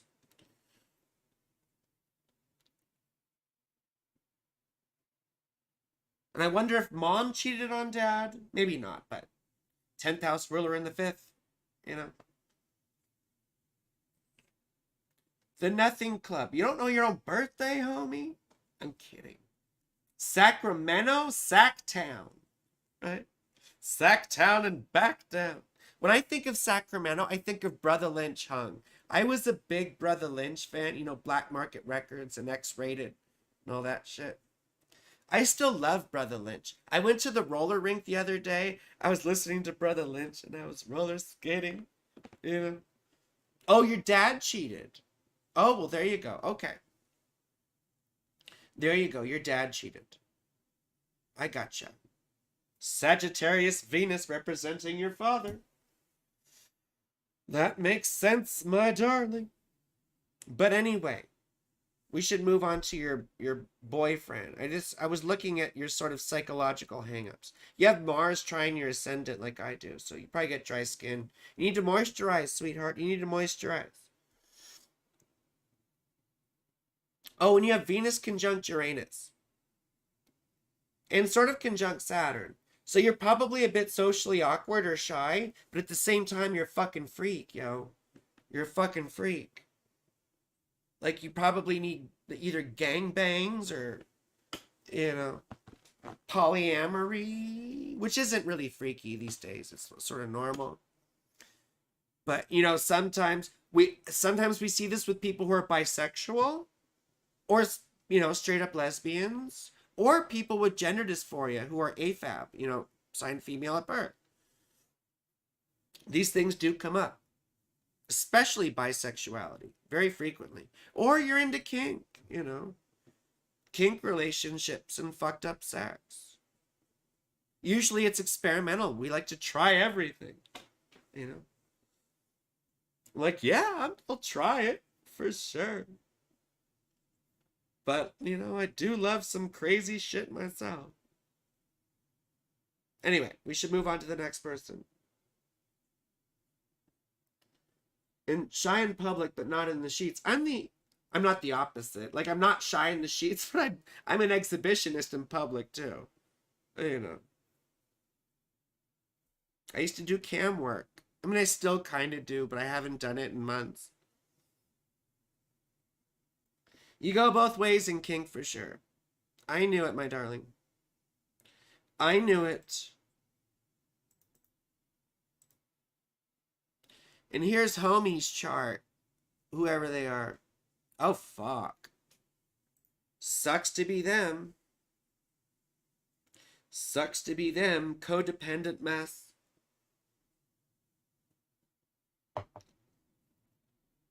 They're a simp. They're a simp one. Courtney Court. This is a simpy guy. We've got the sun in the 7th house, even though it's exalted, and Saturn in the 1st. You're saying, oh no. I mean, what do you mean, oh no? I mean, this is a person. When I look at this chart, I see a person who's learning to develop their own independence throughout their life. That's what I see. I see someone.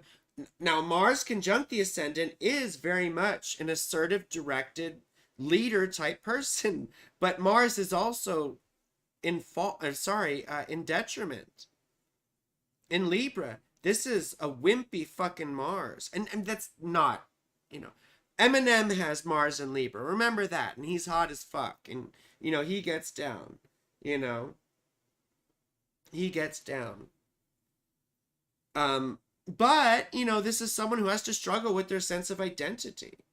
This is someone who has to learn to build an independent nature, and they might have a tendency to look for their value through other people. You see? And not that it's all terrible or all bad, it's just difficult and it's painful. And we oftentimes have to learn independence and confidence through taking risks, because you only get confidence through doing shit, through accomplishing things. Arrogance takes no effort. You just say, "Oh, I'm the best. I could do that, but I don't have to, just because I'm the best." But confidence comes from actually accomplishing things, putting yourself out there, even when it's uncomfortable. And I imagine his tendency has been, right? And he had South noted in the 4th house. So that also tells me it was someone who's more private and has to learn to become more public, learn to share themselves, learn to be independent, right? Learn to find their value from within. So it's not bad, Courtney. Well, and he's got Pisces Mercury. Caleb knows how fucked up that is. Oh, sorry. Sorry, Daddy. It's not. Rory has it too. It's not at all. Pisces Mercury is wonderful. Lacan has it. And he was one of the greatest psychologists, theorists, philosophers, Very interesting fellow. It's not bad. It just has a difficult time communicating its sort of deep impressions. You see? Now, he has a very sexual Mars in the 5th house, but it's also an Aquarius. It's trine Saturn. Trine Saturn. No, it's completely fucked, but you can't get away from it. So what's this shit? So what's the shit you're gonna do? I'm not saying anything.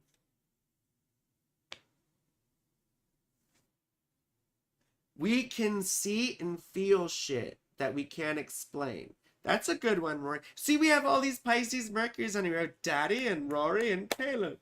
Yeah, Lacan was also a notoriously difficult writer and poor communicator. Oh God, Caleb. Now you're just getting a sort of masochistic pleasure from this. Caleb, I know you're a fucking bottom like I am. And Caleb knew me when I thought I was a dom. It's so funny. It's so funny. All I had to do was meet Daddy. Your brother and I are also poets, though. Yeah. Rory's a poet. Yes, he is. I don't know if he's been writing lately, but he was a brilliant poet. He was. So anyway, and it's not a bad chart. It's not a bad chart at all. It's just difficult, and he's learning independence. He's got trauma, and he's got mama trauma. You see, probably. 8th house moon. And the moon's the 10th house ruler. Did his mom pass away? Did his mom die? Anyway.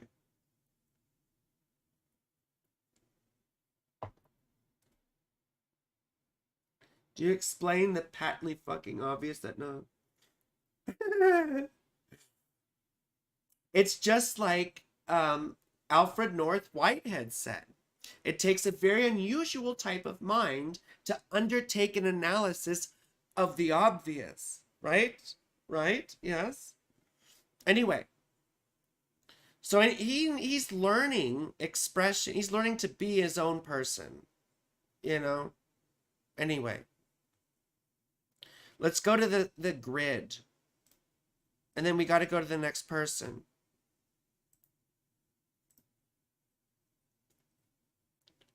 Courtney and Courtney partner.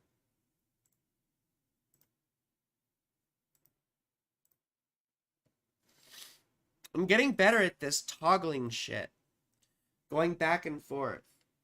Yes, his mom passed away, of course, because his 10th house ruler was in the 8th house. You see, this is all like a formulaic type thing.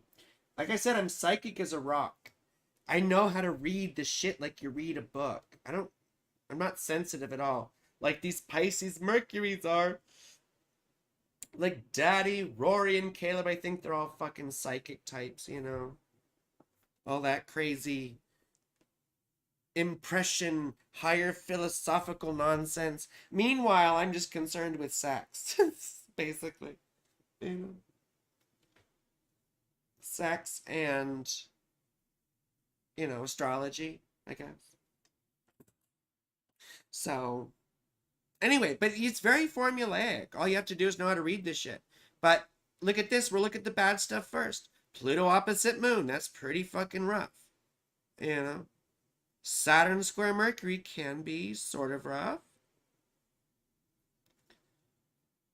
Mars square ascendant can sort of be difficult sometimes. So, not a whole lot of bad stuff, of course. Ooh, look, you got Pluto sextile Venus. That's yummy. Sky Daddy, blessed be. No, I'm talking about my daddy. I don't have a Sky Daddy. I don't need a Sky Daddy. I don't need that. So Pluto opposite the Moon. We talked about Pluto square the Moon earlier. And this is sort of even more difficult than that. Because this is a long, drawn out sort of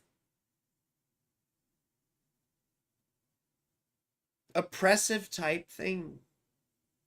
And what I mean that the Moon person here, so Courtney's partner, starts to feel more and more like they're held captive.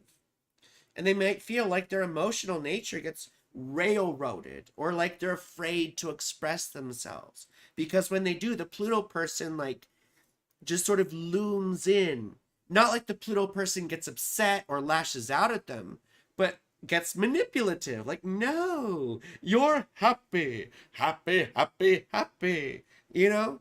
Or gaslighting them. Kind of, I hate to go there and use these sort of terms, but this is the shit that Pluto does in hard Pluto aspects, right? We have a tendency to get possessive and manipulative.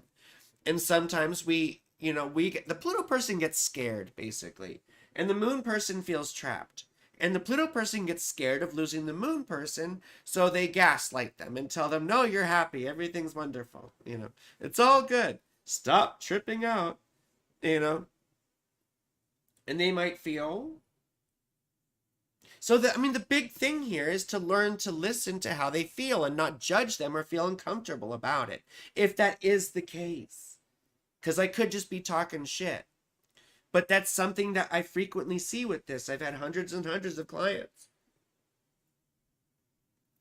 And I've read probably thousands of charts for free over 18 years.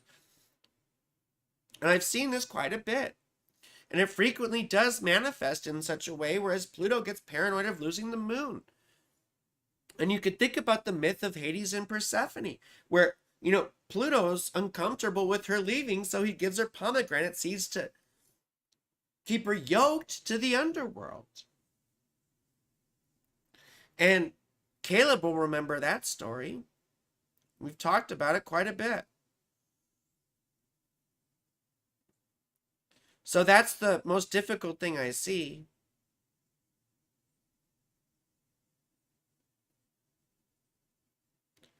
Oh, Mars square the ascendant can sort of be difficult.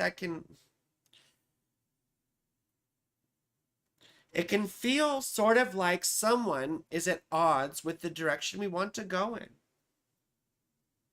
But this is more like a quick thing. These sorts of things are easier to resolve, than say the opposition.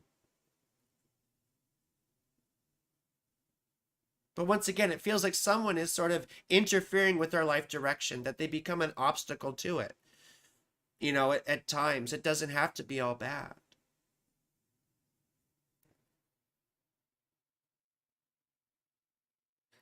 I mean, Venus square Mercury. I mean, the Venus squares aren't terrible, but it's not conducive to being able to relax. There's misunderstandings, is what it is.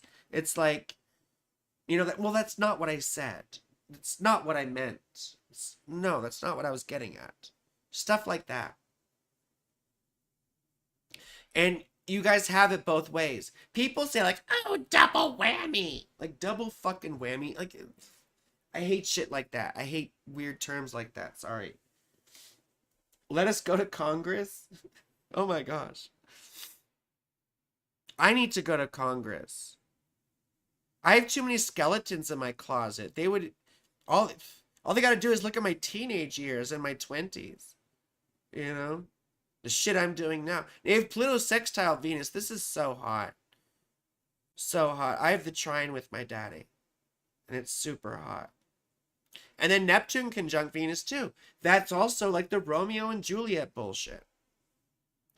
It's very romantic and very lovely, And there's good Saturn aspects. Your Saturn sextile his ascendant. Sextile his Venus. This is good for long-term relationships. You see, none of this stuff is like fucking Miss Frankie goes to Washington. Yes. Except I'm way hotter than Jimmy Stewart, Caleb.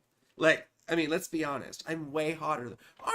Look, we're going to talk about this, Mary. It's a Wonderful Life. But you know what I'm saying? In Saturn, girl, we trust. Yes. Oh, and by the way, it's time to make astrology sexy again. Amber, we need to send more of these out. We should get more people's addresses. These are bumper stickers for the election so you can piss people off. Caleb says he's following my Jimmy Stewart impression. Oh my god, Saturn Girl versus Kanye West, please. I don't fight Nazis. Or maybe I do. Yeah, I do fight Nazis. What am I talking about? You're so gross. Please don't lump me in with fucking Kanye. Ugh. He's so gross. He's so gross. There's a lot of good stuff here, though. It's just that you see how we bring our own psychological baggage to these relationships? So he's at a point in his life where he needs to develop this sense of his own independence and be able to express himself publicly and to realize his own achievement. That 10th house North Node and that first house complex there. It is a stellium. It is a stellium. No, it's not. It's not really a stellium, but, there's 3 planets. They're just not all conjunct. If Mars was a bit closer, I might say, but no. But still, you see the focus there is in the first house, which is about becoming independent. And then the North Node in the 10th house, which is learning to be comfortable with himself and express his shit. Trump card is the Tower. That's the Mars card, yes. Well, Caleb will tell you a lot. Caleb knows a lot about tarot. The history and all that shit, so. The Marseille deck, right, Caleb? Okay, now we gotta, who's the next person? Sacramento. Sacktown and Backtown. And when I packed me a gun, when I was young. Ooh, sugar. It's not what I was trying to do. The Nothing. The Nothing. Did you ever see Never Ending Story? That was one of my favorite movies. Never ending story. Oh, never ending story. Oh, story.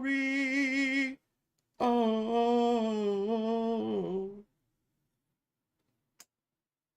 Russian Jews. I'm sorry, Elizabeth. What are you fucking talking about? What does that have to do with anything? French people, Italian people, Malmalek people. Oh, are you guys talking about who Kanye hates? You're welcome, Courtney. Never ending story.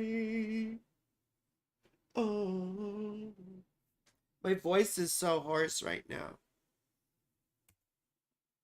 I sound like Fran Drescher. Oh my god. Oh, my voice is so cracky. Sacramento, California. Sacktown and Backtown. Sacrament. Sorry. The Sacramental. Sacramental. Sacramento, California. Did I spell it right? Yo! Sacktown. And Backtown. Oh, it's Sacra, not Sacra. Sacra, not Sacra. Did that work? Okay, yes.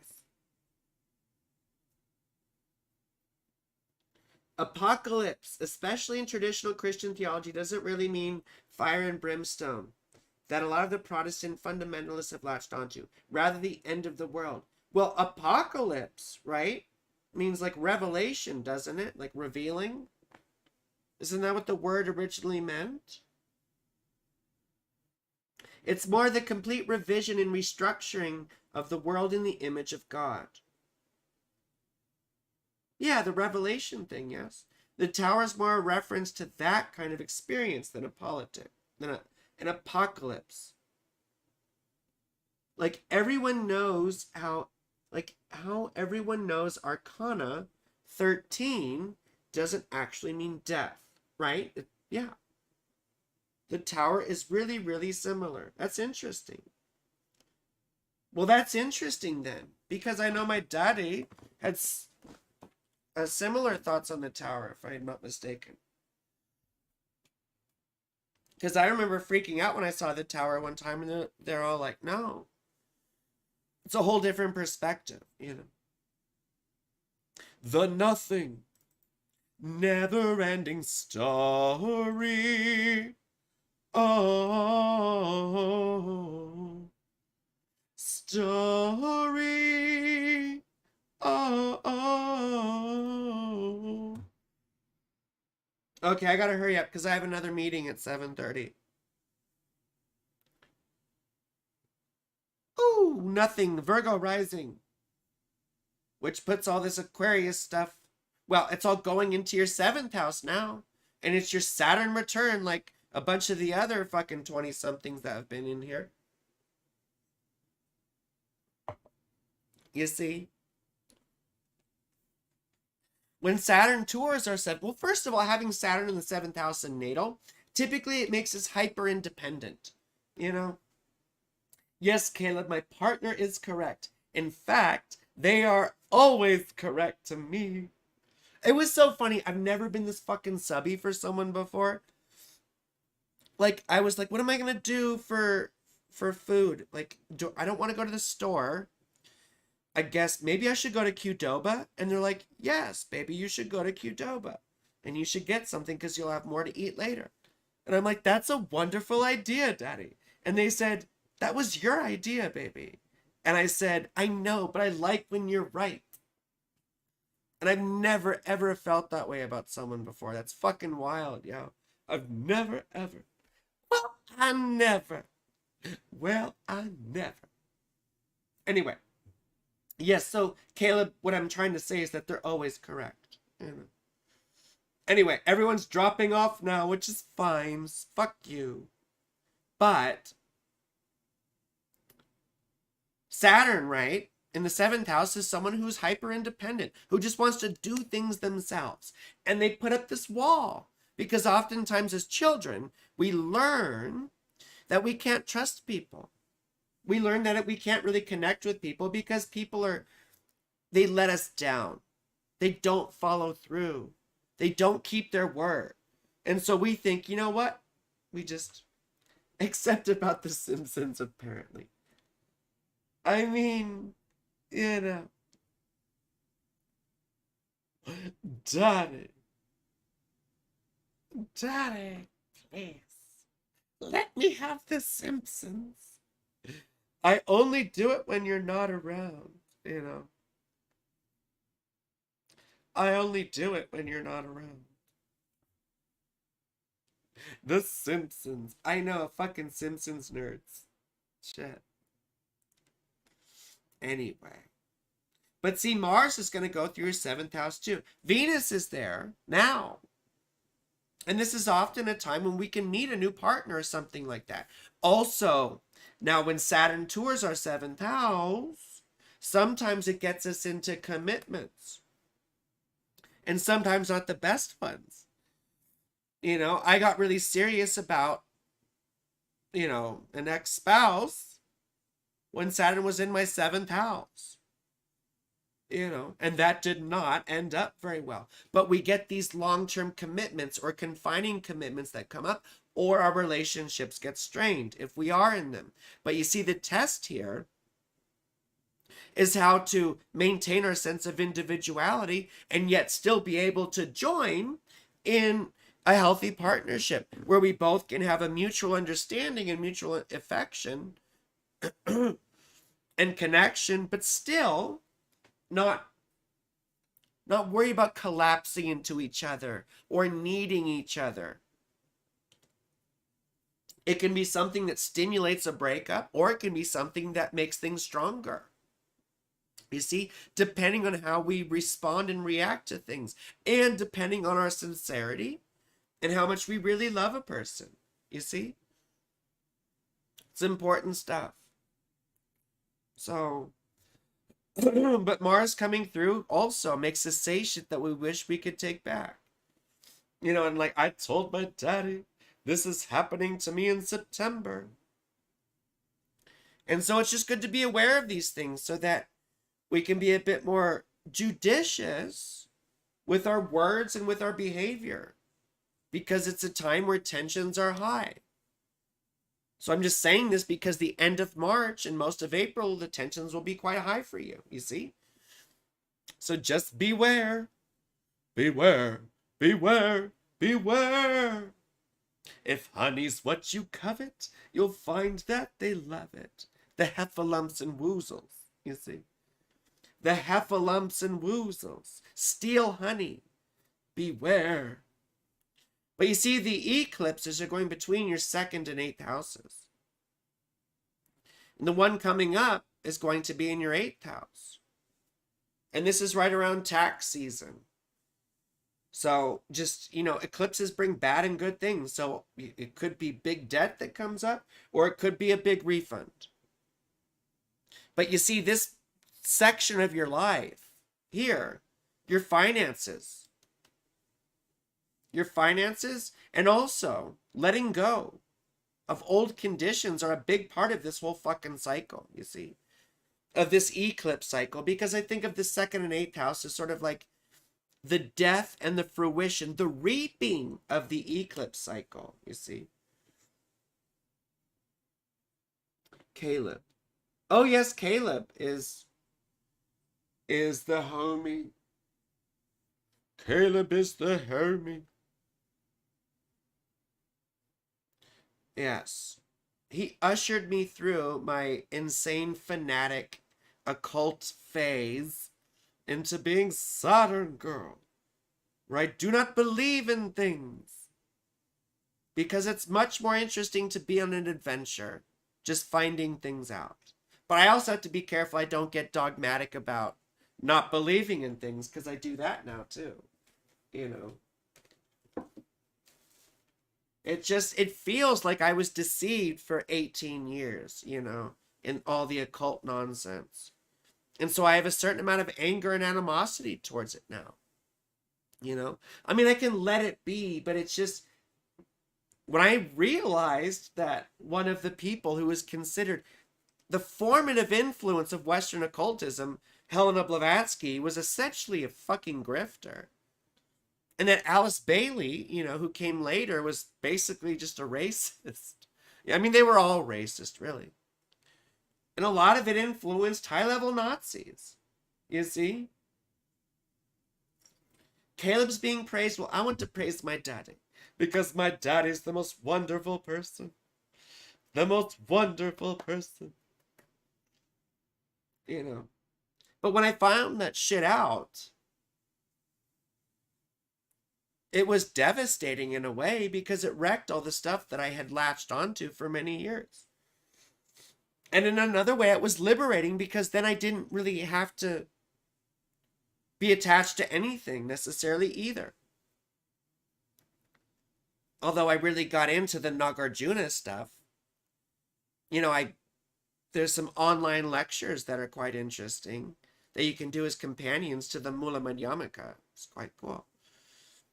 And a lot of it just really stimulated another part of this whole understanding. And it's not as simple, you know,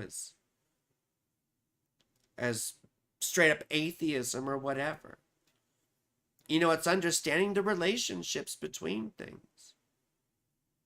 You know, and the most amazing thing that Nagarjuna says, he says, it exists is an eternalist view. It doesn't exist is an annihilationist idea. But the wise person finds recourse neither in existence nor non-existence. And that's the middle way, because dependent origination, the fact that things arise dependent on other things, it precludes the whole idea of intrinsic nature, that anything has inherent meaning or essence. And people think that's devastating and sad. But to me, it's amazing, because we're projecting meaning. We invest meaning into things. Pay the fuck attention. Yeah, exactly. You're right, Caleb. It's pay the fuck attention. A lot of cognitive duct tape, bubble gum, holding that old ego together. Yeah, I mean, yeah, basically. Darling, you're better than what, Amber? What did Amber say? Anyway, I should probably go in just a second, because I have a group meeting. Little tiny meaning factories. Yeah. And then the whole nature of consciousness. You know, and it's not just understanding that consciousness is the relationship between seemingly disparate entities, which is a great way to put it, but feeling and seeing for yourself how it arises, you know. Because even though I don't believe in things, I still have conviction that we can see that for ourselves. Like Nisargadatta says.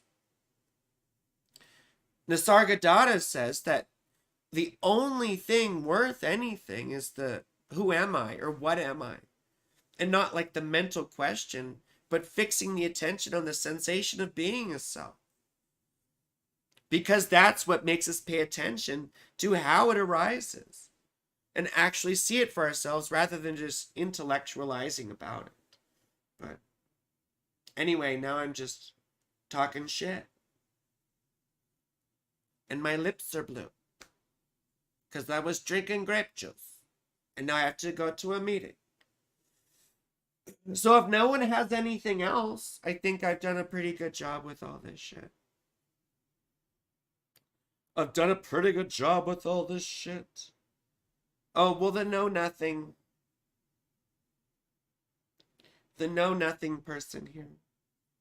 Daddy, you stayed so long. I love you. I love you, love you. I love you so much. I can't believe you stayed so long. You didn't have to do that. You didn't have to do that. Oh my goodness. Mm. Thank you. I'm very grateful.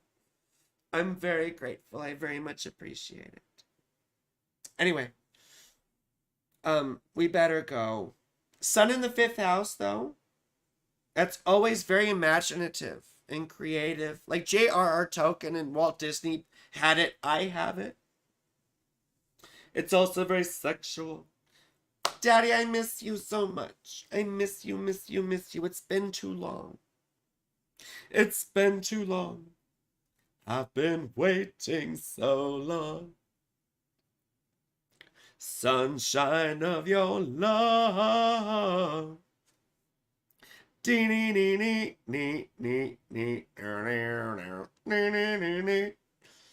Sunshine of your love, Daddy. Yes. I've been waiting so long. And I think that's basically it. So thank you very much. I love you. You're wonderful. Thank you for coming. Thank you for donating. I really appreciate it. Thank you, Daddy, for gracing me with your presence. I gotta go to, yes, my lodge thing. And Caleb, thank you so much. I love you too, darling. And Rory and Amber, thank you so much. I love you too. And thank you, Courtney and Elizabeth and everyone else. Who else? Elizabeth and Courtney and Elizabeth and Nothing and everything. And yes, and Sasha. Yes, love you all. I love